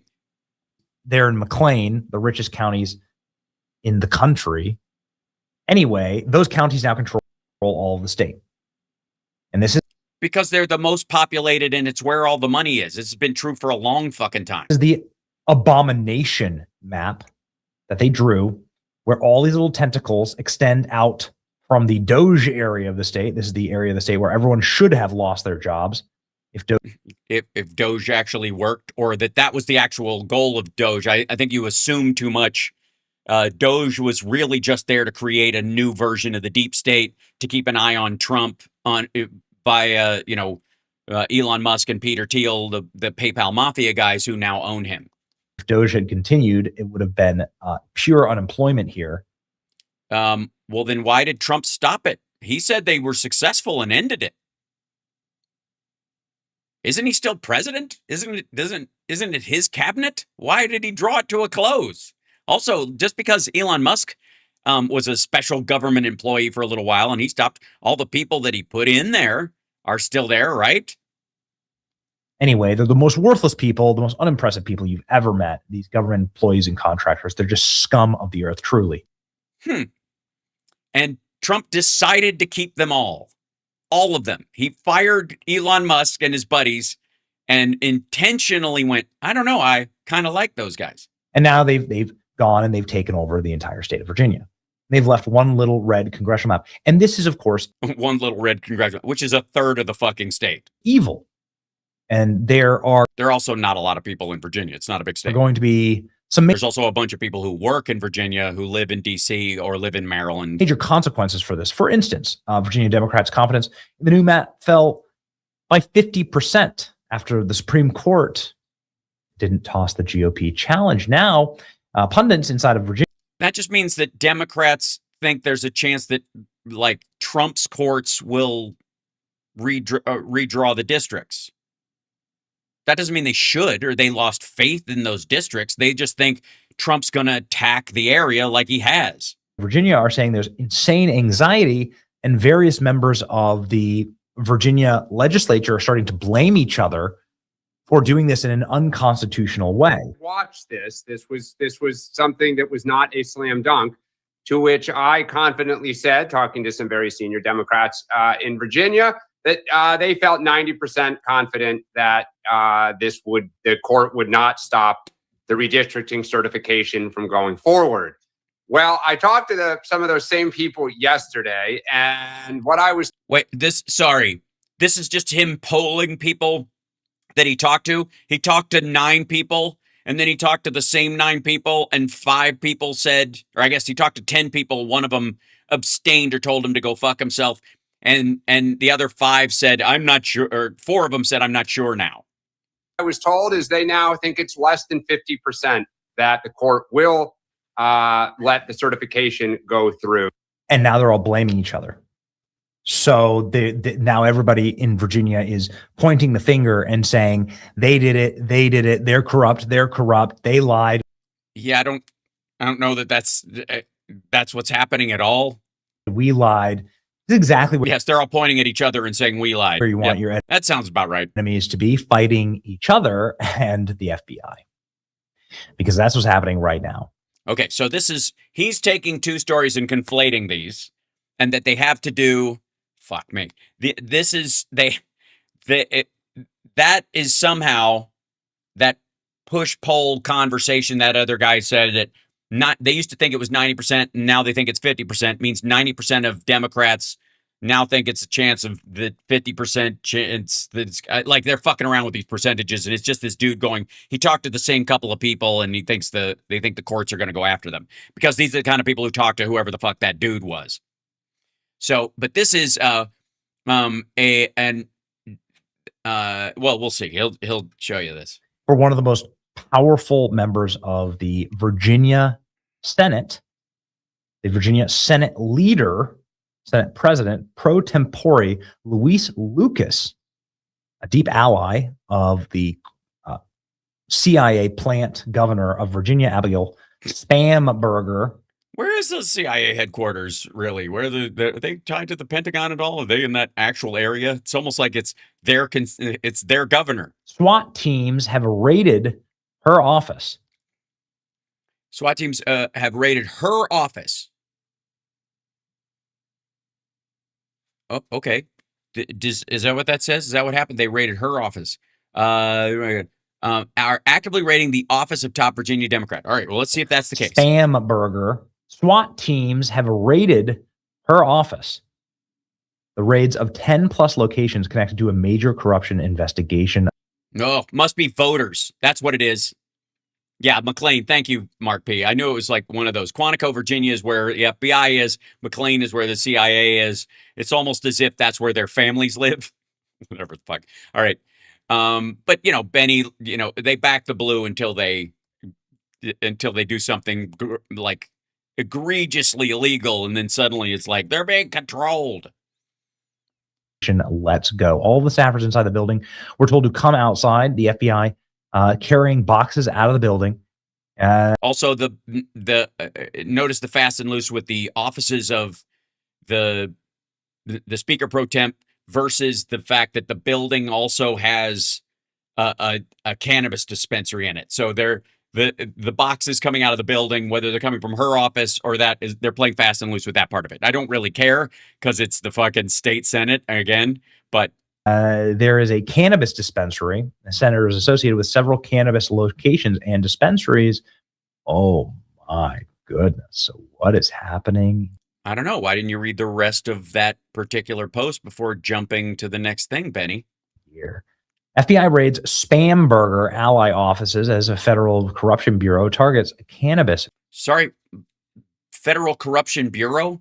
Federal Corruption Probe Bureau. I mean, they're spelled basically the same.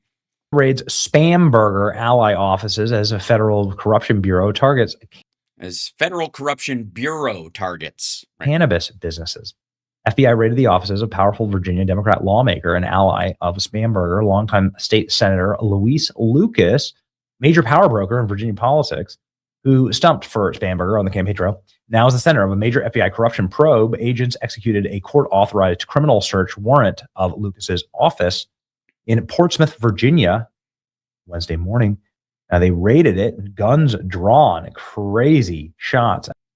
Yeah, it seems a bit over the top, I guess. Out of here, the senator. Oh, yeah, you haven't seen Benny Gleeful yet. Wait till he starts. Well, you'll see. He's trying to give Nick Fuentes a run for his money. Arrived at her office as the raids were being conducted, and she told Fox News, "She had no idea what the FBI agents were doing at her office." Back to this, and now we can. Federal agents are arresting people in that string of FBI raids across Virginia. This is all connected to an influential Democrat in the Commonwealth of Virginia, State Senator Luis Lucas. They are at her office executing warrants as a part of a major corruption probe. So I want to go back now to Alex Hogan, who's there. Alex. Hi, Harris. So you can still see that the FBI are behind me. We've been seeing them throughout the morning, bringing boxes in and out. They also told staff members they needed to leave the building. We heard some of those employees coming out saying that they were told they had to leave and they were not allowed back inside. I do want to give you some context of where we are. The FBI not only arriving here at this location, but also at the dispensary, the cannabis dispensary just across the parking lot. And this sounds like taxes and the weed business or whatever. This is a look at what it looked like earlier today with the FBI agents arriving, SWAT teams getting out of their vehicles with and having people walk out of the dispensary. Okay. weapons, telling people inside that cannabis dispensary to Inside the cannabis dispensary, right? Which sounds like her office, but put their hands up and to come outside. At least 3 people were taken into custody. By the way, listen to Benny gets really excited at black people getting arrested. Watch this. Cannabis dispensary. Yeah, she's not in the Epstein files. They are not raiding and getting boxes of the Epstein files. They would have to go to Pam Bondi's house for that. To put their hands up and to come outside. At least 3 people were taken into custody. Federal law enforcement say that they're carrying out these court-authorized criminal search warrants at more than 10 locations across the state. Again, this is the State Senator Louise Lucas's office behind me, but we're also learning that she is connected to this dispensary here. Senator Lucas is president pro tem, meaning she's one of the highest and most powerful figures in the entire state legislature. And when she arrived here, I asked her about being here. Oh, wait, here's, look at Benny smiling. I guess we're going to see this woman being arrested and putting the cuffs on her from the thumbnail. As the FBI raided these locations. Take a listen. Here today. Is there anything that we could say about what they're doing? I don't know what's going on. I just came from the. I didn't see nothing. So Did you hear that from him? I didn't see nothing. I'm just gonna wait until they tell me. She goes, I'm not aware. I just came from a meeting. I'm going to wait until they go. No, nothing. What the fuck? Oh, I love it. You love what? She's driving away. She's free. You don't even know if the guys that were asked to leave the dispensary are in trouble at all. just love to see it. They are the actual criminals, and we've been saying this for a very long time. These people, they behave like criminals. These people. They act like they are. These people, they act like they are criminals. Kings and queens. And they act like they are kings and queens. They've got, man. What? She's a black woman who's a senior citizen, well-dressed. I don't know what you're like. Look at this. How dare she sit in a leather chair in a position of power? Like, look at his fucking face. It's a typecast, right? It's like you got these people who've served in office for 30 years, 40 years. They know exactly how to insider trade. It's the Nancy Pelosi, right? Archetype. Right? No. Right, dripping in jewels, dripping in designer clothes. Oh, you mean like Ivanka or Melania? Jesus Christ. Punching way above her station, entered. Whoa! Punching way above her station. Black women aren't supposed to be in these kind of positions. Women aren't supposed to be in these kind of positions. You think Nancy Pelosi as a woman has any right to be telling other people what to do in their lives? That's what he's talking. Punching up. What's her fucking station? You fucking pussy. What's her station? Good Lord. Entered office impoverished and is now leaving with. She did not enter her office impoverished. Hundreds. That you're thinking of Marjorie Taylor Greene. Of millions of dollars. Oh, it's repulsive. It's despicable. Oh, when a politician enriches themselves on the back of other people, like the fucking whatever $4 billion Donald Trump has made in the last year. FBI agents raiding the Virginia office, and you can see here's the local news report. You can see the FBI. You can see that those agents are working inside of that vehicle right now. We've also seen agents come in and out of this building that they're parked in front of. That's the cannabis outlet. That's right next to Senator Louise Lucas's office. So in front of that office right now and in front of that cannabis shop, what we can see is that we've got 1, 2, 3 black trucks. And SUVs parked out here. There's also that tactical gear that you see as well, that green FBI. You're not going to like look up what the actual raid was about, or for real? Hold on. Let's see. One second. Let's see. Let's see. Lucas office raid FBI. Something like that. Okay. State officer by corruption. FBI raids office. Okay, this is the same thing. Let's see. Who helped lead the search is connected to a long-running public corruption investigation into her that has roots in the Biden area. A source familiar with the matter told NBC. The FBI confirmed law enforcement activity took place. Hold on, I'll open this up as soon as the ads end on here. This would be the thing here. Okay. The FBI confirmed law enforcement activity took place at the address of the state president pro temp Luis Lucas' office. The search is connected to a long-running public corruption investigation into her that has roots in the Biden era. So by this investigation into her started under Biden. The wording of this is a little dicey, but what it means is they started investigating her, and it led to this during the Biden administration. They first started looking into her. Federal agents also executed a search of nearby businesses that she co-owns called the Cannabis Outlet. The FBI said in a statement, there is no threat to public safety. That's what all the machine guns were for. This is an ongoing investigation. Further information is publicly available. No further information is publicly available at this time. Federal law enforcement officials said the DEA is involved in the investigation, but that drugs are not the primary focus. Lucas suggested Wednesday evening that the FBI search was a form of retaliation for the redistricting thing. Today's actions by federal agents are about far more than one state senator. They're about power and who's allowed to use it on behalf of the people. Again, this is an investigation that started when Biden was in office into her. So, and no single person pushed the redistricting. It's a little silly. What we saw fits a clear pattern from the administration. When challenged, they try to intimidate, silence the voices of people who stand up to them, which is also true.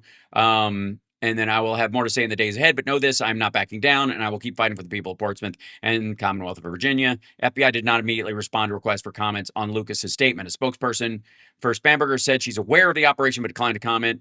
Lucas is best known nationally for helping lead the efforts to redraw the congressional districts in favor of Democratic candidates, leaving one solidly red district. Last month, they approved Virginia voters approved a constitutional amendment to allow Democratic legislators to move ahead. Again, this is something the voters did.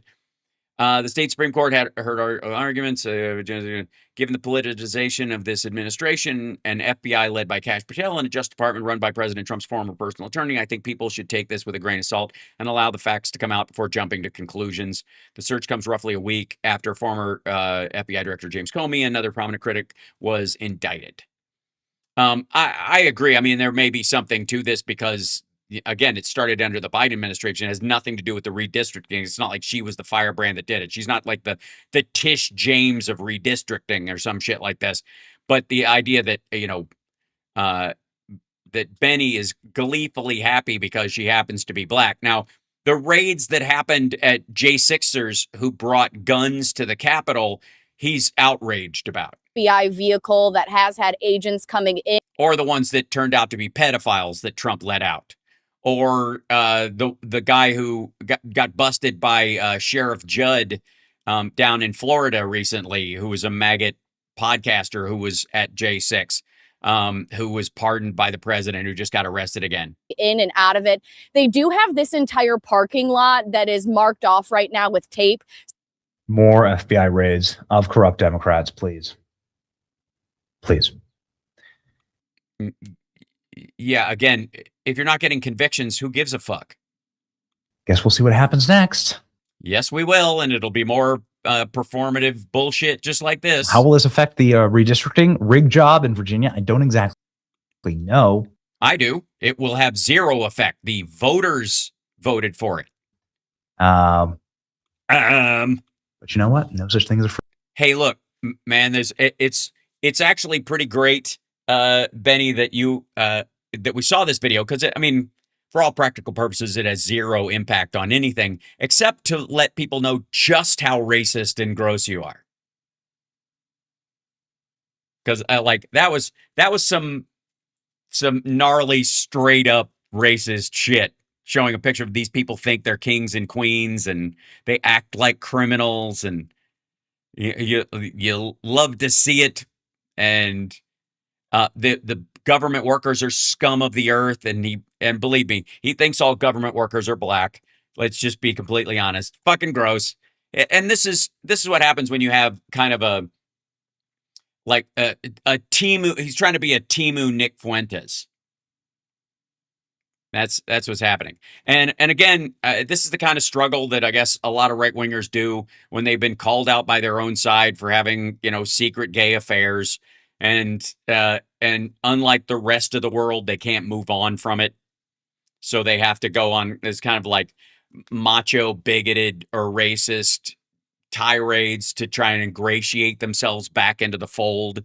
When, Ianopoulos and that crowd are calling them out. So okay, I got a few minutes left. Brett Baer talked to Trump, and he still got the scars to prove it. This is a phone call that he made. That's Brett Baer, and there's Trump, who apparently it looks like Brett Baer called him, like pranked him from a radio show, and is talking him into giving him his social security number. I will say, I just got off the phone with the President of the United States. And is there still goop in your ear? And I had a conversation in which, in not so many words, he said this deal is heading down the right track. That's what he always says. Same shit he's been saying for weeks. And that he said it's been over, and now it's heading down the right track. Believes that he can get it across the finish line in something that will be clear that they can declare victory. And I for example, kind of pressed him on a number of different ways. And you sort of pressed him? That's the framework, as I just presented it, of what he sees as victory. That's the framework of what he sees as victory. I'm sorry. I think everybody's losing their peace erection the longer this dickhead talks. Okay. Walk me through this, Brett.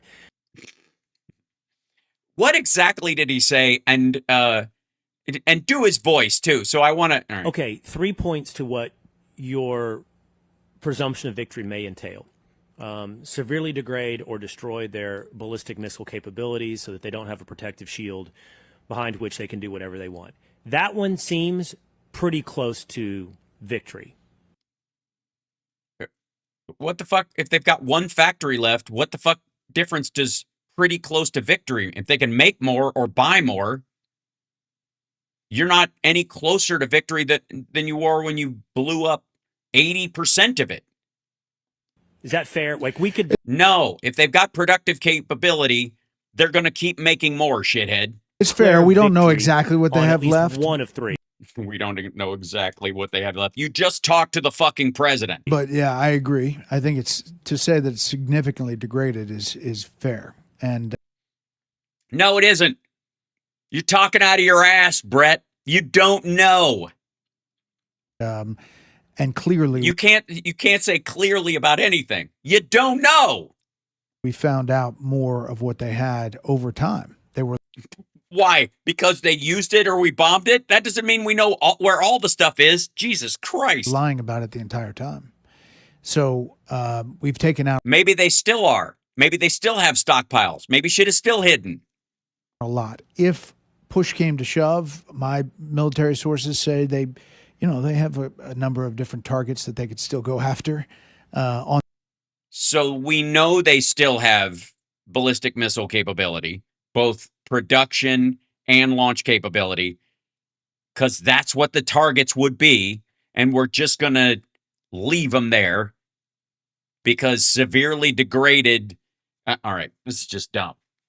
And he just spoke to the president. So this idea that he's talking out of his ass like somebody who's just read a newspaper, that's 5 days old is stupid. On their list, but they're in the negotiation point now. And with who? And they're hopeful that they can get that across the finish line. Oh, good. Hope is a strategy. I'm sorry. I've seen the F1 movie. Hope is not a strategy. It's a motivating emotion. Okay, so next on point. No. You don't get to move on. Not next. There is no next. That point was not satisfied. That point was not addressed. Look at his fucking face. He looks like a roasted mushroom. This is not the face of a man who knows he just said something important and that something definitive occurred. Points 2 and 3. Yeah, 2 and 3. Since 1 will just go. Bleh. On number 2, you said degrade their nuclear capabilities and ensure that it is not ever ramped up again to the point at which it's a threat. And number 3 is ensure that the Strait of Hormuz remains free and open. Those two require something from a person. The first point largely doesn't require anything from the powers that be in Iran. We could theoretically destroy that unilaterally. True. And no, we'd have to know where all of it is, for sure. And we'd also have to go in and get the shit they already have that's buried under rubble and remove it, which is boots on the ground. So no. To your point, there are military experts that say, we got more that we could be hitting. So it's not totally destroyed. We hit more. We don't. Excuse me. It was obliterated. How dare you? Need the participation of the Iranians to accomplish goal number 1. Mm-hmm. Goal number 2 and 3 require, at this point, if we're negotiating, participation with the powers that be in Iran. So this is why I think describing victory is so important, because then we can back into it. So let's stick with. Whoa, no. I don't think any of us are comfortable into backing into what Trump calls victory.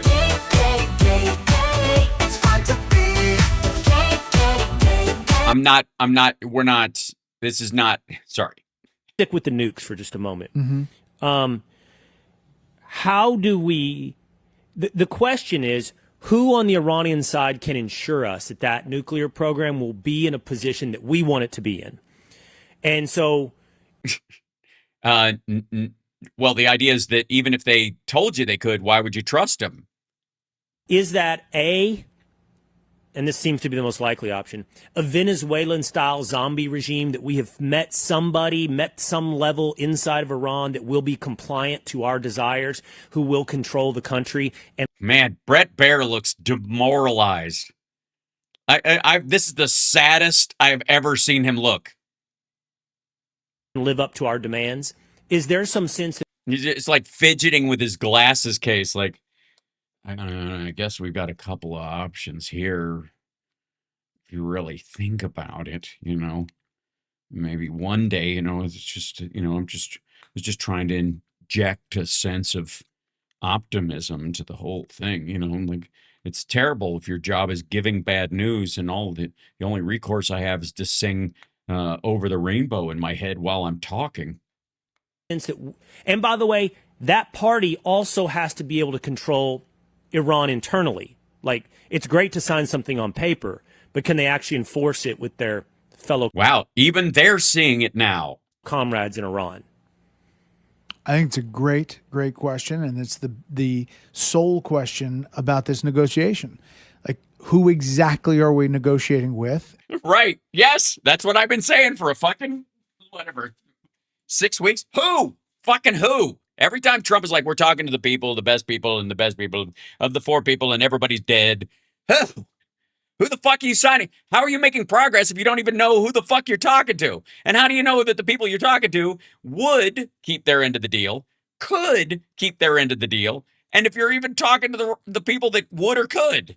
This is so dumb. Jesus.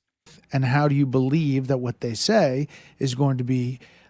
Exactly. Look at that. It's a wonderful thing, ladies and gentlemen, when they finally have come around and they've understood just how full of shit Trump's remarks are. I mean, at a certain point, I just think they just have to go, ooh, that's dumb. And then they just get stuck there. Delivered on. The IRGC fired, by all accounts, on the UAE. The Iran president came out and said that was a stupid move, and that strategically that was the wrong thing to do.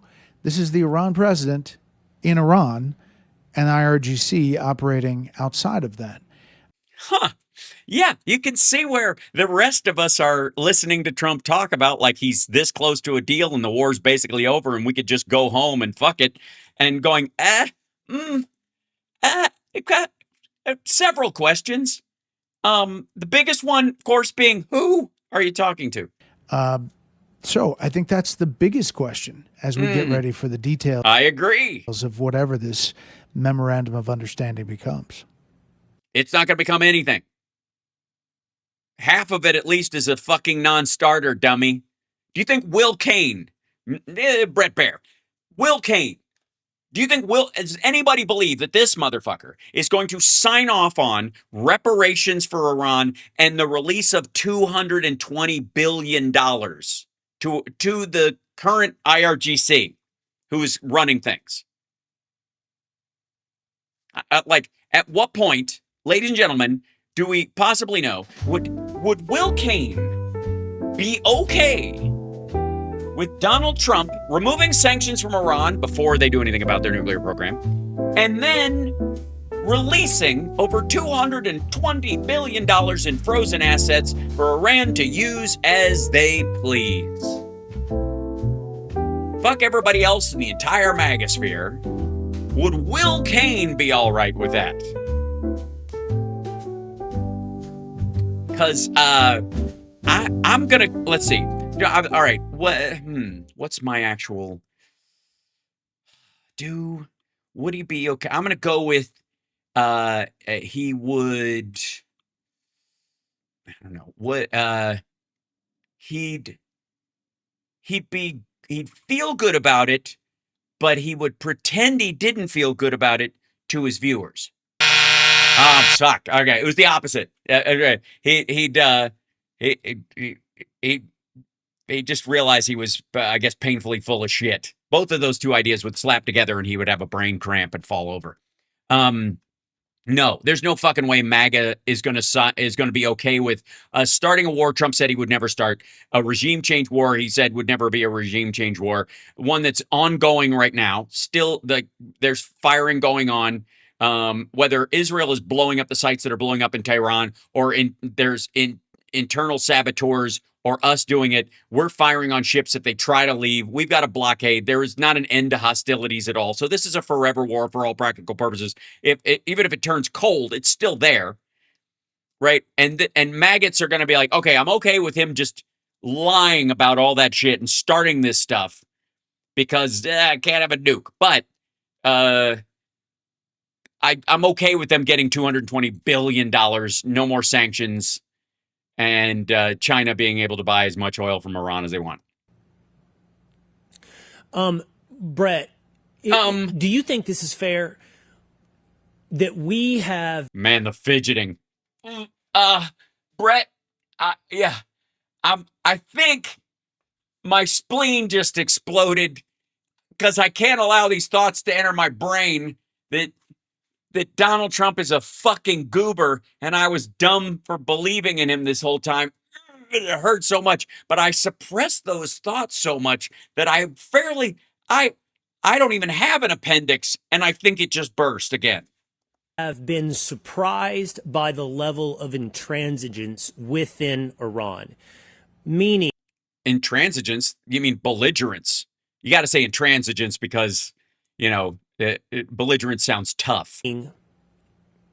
If we thought there was a Venezuelan model that we could, I'm not sure that we ever had in mind the idea that we were going to turn Iran into a free and fair democracy. Holy shit. You clearly have not been talking to Trump. He said today that this is going very well, and it's very much like Venezuela. That the people and the resistance inside of Iran were going to be pleased with the outcome.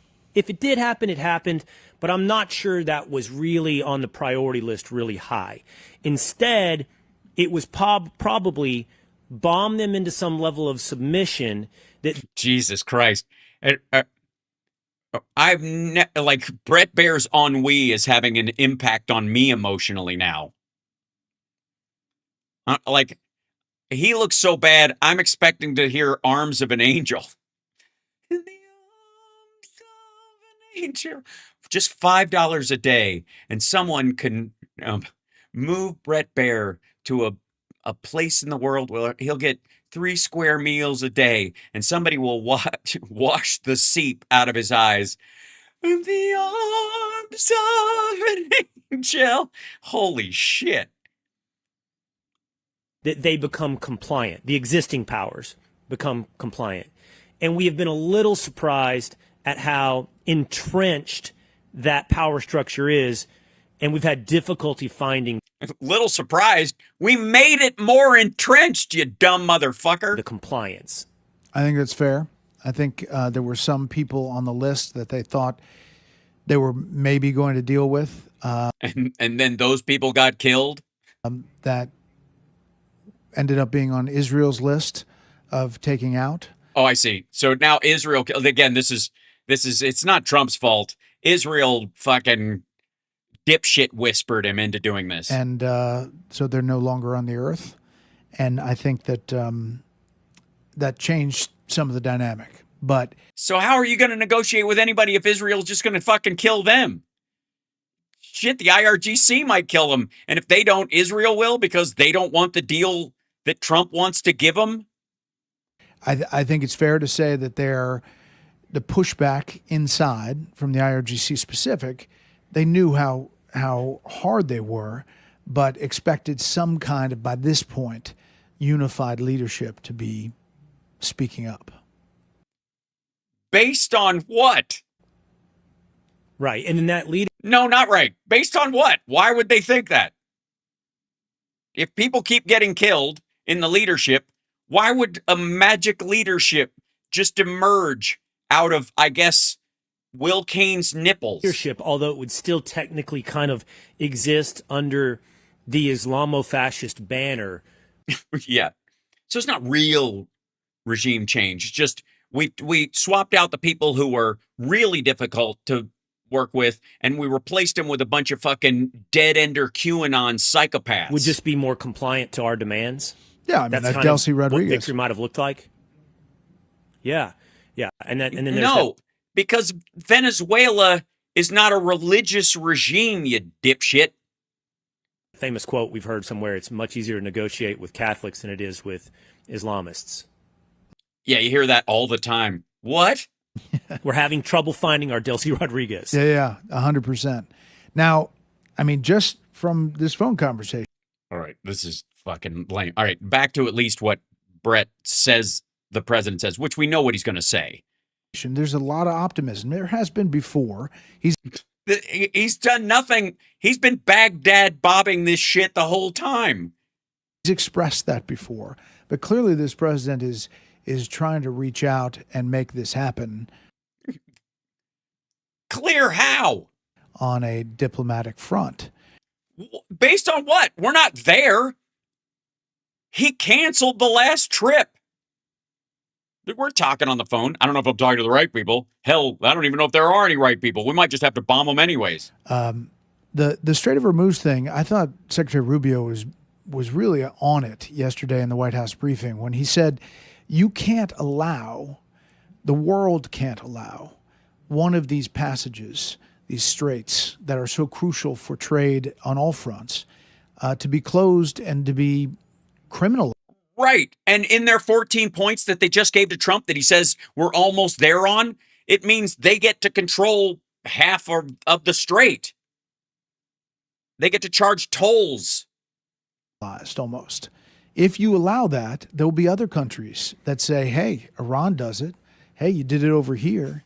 And then it affects the world in a different place. He said that. Okay. Don't tell me what Rubio said because you don't want to talk about what Trump said. Let me remind everybody. Brett Baer reveals what Trump told him about Iran. And so far, we're going to make a great deal. It's going really, really well. The same shit he says everywhere. If he calls you and says the same shit he says in public, why bother reporting it? Other than saying, Trump called me and said the same shit he says all the time. And you don't get to grab something that Rubio said, probably talking out of school, and throw it into Trump's mouth. He could think of 6 or 7 places that would happen. Right. So that's why that's Right. a crucial part. Right. And in the 14 points that they gave forward that Trump said they're making great progress on, it included them having to share control of the strait with us, meaning they could occasionally mine it, I guess, and we'd be responsible for cleaning it the fuck up. But that's very similar to me to point 2, the nuclear thing, because that as well requires internal controls inside of Iran. If we have a president of Iran signing a deal, but we have rogue factions of the IRGC that send drones into the strait, then what was written on paper isn't that valuable. Exactly. And yes. So again, who the fuck are you talking to? Patrolling that, the president's point is patrolling that should not be just us. It should be the world. Yeah, but he said that weeks ago too. So Brett, one more. Sorry. And by the way, so we sign a deal with Iran that gives them half of the Strait of Hormuz, and the rest of the world has to police the other half or both halves or how much Iran gets? What the fuck are you talking about? One more on this, because Yeah, and he does mean moron, because this, honest to God, this conversation. Dumb, dumb, dumb, dumb. Dumb, dumb, stupid. Dumb, silly, stupid, dumb, dumb. I can't tell what's worse.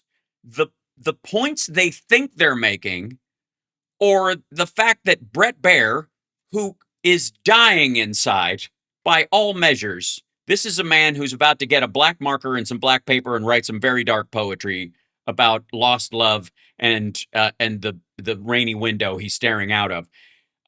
That he actually thinks Trump means what he says this time? The description of victory. Okay, I accept the description of victory. Oh, God, the description of victory. Not victory. We know it's not going to be victory, but whatever you call it. I accept if somebody kind of lays that out for me. This is what we're trying to accomplish. This, I'm going to call it a zombie regime, okay, in Iran. Oof. If that fails, if not our negotiation. This just gets dumber by the fucking second. How in the world? This should play out this way. Hold on. I've got to start these over again for their sake.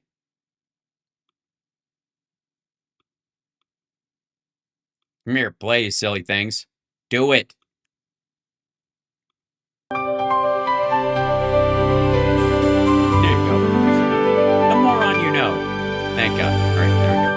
All right, there we go. Look at both of them struggling, trying to polish this turd. Negotiation, but the ability of Iranians to live up to the negotiation fails, and those same goals remain. It requires then much greater military investment from the United States. 100%. And I think what we learned from Epic Fury is, tell me if you think this is fair, Brett, maybe even much greater investment than what we got from Epic Fury. Meaning, if what we identify as the problem is that God damn. Try, dude. Let's do it. Squeeze. You show that turd who's boss, Will Kane. Go for it, man. Try to turn this into something. Tell us how amazingly useless Epic Fury was and how the next round of whatever Epic Fury Part 2, The Reckoning, looks like, that it's going to cost more and require more buy-in from the American people than this one did, which had none. Deep entrenched problem within, we'll call it the IRGC. It could be also the Basij and various other elements. And hopefully, this is the biggest nightmare scenario, not 20% of the population. Hopefully, it's a formalized structure that is really the problem. We're talking about an investment that requires what? Like boots on the ground. Whoops. I don't think this administration and this president's going to get there. I really don't. I mean, well, you can't get the nuclear stuff without it. And you can't insist other people, like, he's gonna yell that NATO should send people into Iran to get the nuclear material out, or he's gonna say Vladimir Putin's my friend and they're gonna go in and get it, or fucking China. I mean, I know that's what it leads to. if you had to. But I don't think that I think they're going to do everything possible not to get there. Well, then you can't have them having no nukes, period. You can't verify it at all. Not to do that. And I agree. But does that mean not getting to your victory then? Does that mean Yes, that's exactly what that fucking means. and you don't accomplish your victory? Well, if you don't have the back end, if you have Iranians that are preventing what's signed on a piece of paper from actually coming to fruition, I think their thought process. How about this, asshole? Here you go, Brett. Let me give you this. Well, okay, let me give you a scenario. There are 4 groups controlling Iran right now. One you're talking to and the other 3. The other 3 are fighting with the one group. The other 3 also, if this group signs a deal that they don't agree with, they're going to kill this group. So there'll be 3 groups left. And of those 3 groups, they're all going to disagree about how far to go with any of this shit. And one of those groups is, let's go out and dig up the fucking nuclear shit and make a dirty bomb and drop it someplace to show the UAE or whoever these assholes are who's boss. That one group's going to do that. The other one is we're going to need to reconstitute and have a long-range missile system, and they'll partner with the IRGC hardliners and stuff to try and build something that is pseudo-militaristic, but they want it so they can launch it as soon as possible. And then you'll have the people who go, we're not going to accomplish any of this shit unless we can control the populace. So that group is going to be in charge of fucking killing the public. But the public's going to rise up because they're sick of being killed, and then this group's going to kill some members of this group, and all the while this group is making fucking nukes. And then what's the deal worth? Does that fit Will Kane's description of victory? As you go back to a blockade, and we are in this standoff that continues to pinch them.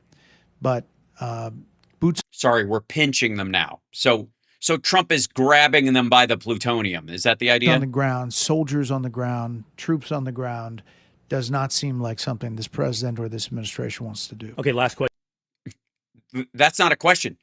Do they have a choice because of the situation he's put us in? Because it's either, that's the point I think Will Kane is making, is that you have a choice right here. You can either have boots on the ground, or you can declare victory but actually lose, and they will get a nuke because they would be dumb not to build one just to save themselves while they build up control over the country again. One of these 3 hardline groups is going to decide we need a dirty bomb on the ready. Last question, because you just told us you just got off the phone with the president. Yeah. Anything else we should know? Is there a timeline on that optimism? You mean the fake optimism? I asked that. He said maybe a week or 2. A week or 2. So everything in during this, we've made a deal. It's going to be great. All this. It's 2 more weeks of market manipulation. That's what this is going to be.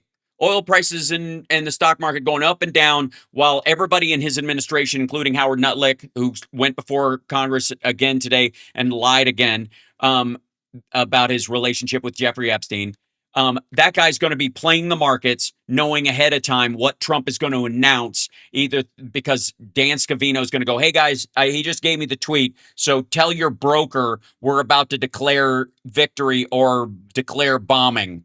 Whichever they're buying, whatever they're buying and selling, both sides of this fucking thing. Okay, so that's Jesus. Oh, a little longer than I would have thought that answer would be. I know. I would too. I thought it was days. But he thinks that to dot the I. He said 2 more weeks. He said 2 weeks because that's his brain fart. And cross the T's might take a little longer. Okay. And he's not excluding Vegas, any you're not further just gonna give action. the latest. He's not excluding resetting up the escort service through the. Oh my God! Bad choice of words. Is he going to put Melania in charge? Straight. He's not excluding going back in, depending on how they react. It's a free lunch. Oh God! So this is fucking. Please. Let's just settle this for the evening, and I'll let you guys go. And thank you guys for spending your time with me. I appreciate you. Hit the like, share the show. Patreon.com/Hal Sparks. Of course, I think the Venmo go away. Yes, I've been busy doing stuff or whatever. I think it's there. You go. If you want to support the show, one of the ways you can do it is with the Venmo. Take a picture with your phone and buy me a cup of coffee. All that kind of stuff. if you hear anybody say peace, the end of it is on the horizon, or strikes are coming, whatever, it's all information that was put out intentionally to manipulate the market. That's all it's for. Anybody who is buying this shit should be immediately suspect. Just listen to what he's saying. I think we're very close to a deal. I don't know who we're talking to. Their leaders are dead. They desperately want to make a deal. Why do they want to make a deal? Because they'd have to. Look, everything is destroyed. Why would that be indicative of them wanting to make a deal? Maybe they're more entrenched than ever. And it doesn't I wouldn't be surprised if Trump suggested starting an escort service in the Middle East in the middle of all this. There's so much other shit to cover, but we don't need to dive into it. It's all absurd.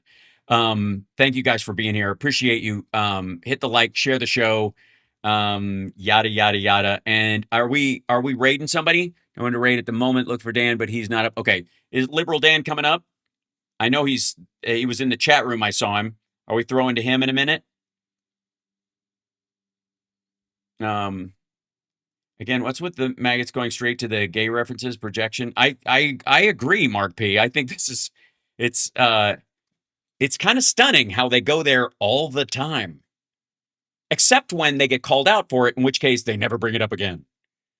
Like if you look at Benny Johnson, he barely ever brings up LGBTQ issues, even though it is a favorite target of the right wing. He doesn't bring it up. Why? Because it's too much smoke close to his fire. Oh, Boston Brian's up in 3 minutes? Excellent. We'll throw to Boston Brian in 3 minutes. That's perfect. So we can hang around till then, and we'll raid his show afterwards. Send everybody over there, and you guys can send him my love and all that kind of stuff. Anybody in the media who's going, there's been a change, that Trump said something, and there's a deal that they feel they're very close. Anybody who's even remotely talking about any of that shit is talking out of their ass or selling something. Or genuinely benefiting from market manipulation.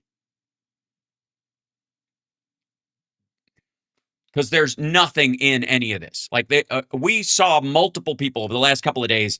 I said this on Friday when Trump declared all this done because he legally had to, even though he was saying this is unconstitutional and I don't have to do the War Powers Act and nobody really believes in it. No other country has to do this because they don't have our constitution. Dumb fuck, but whatever. He says this.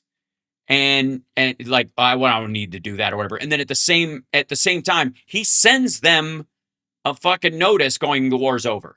And that gives him 30 days to wind it down. And now that he's technically ended it, he can start it up again and say, oh, that was epic fury. This is epic fuck up. This is operation, second bite at the bad apple. So excellent. Okay. Brian's up there. Okay. We'll throw over to him because he's awesome. And I'll let you guys go. I said this on Friday when he brought it up. I'm like, there is no there. There is no remote possibility that until there's a signed deal and everybody's present and they know it, that any of this is other than just them fucking around. I'm just over it in that regard.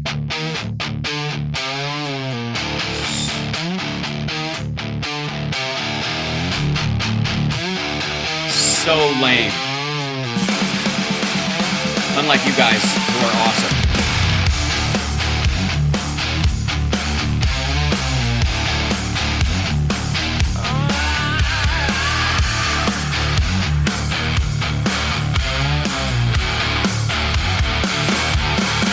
I keep my hands where you can see, soft enough so you lean on me. Whatever you want. Operation Epic Escort. Call it weakness, call it fake. Thank you, Catherine. Thank you, Sandy. Thank you, Mick. Appreciate it. Thank you, Treva. Thank you, JD Christie. Thank you, Allie and Gray. Bless you. Chip's good. Still fat, but he's all right.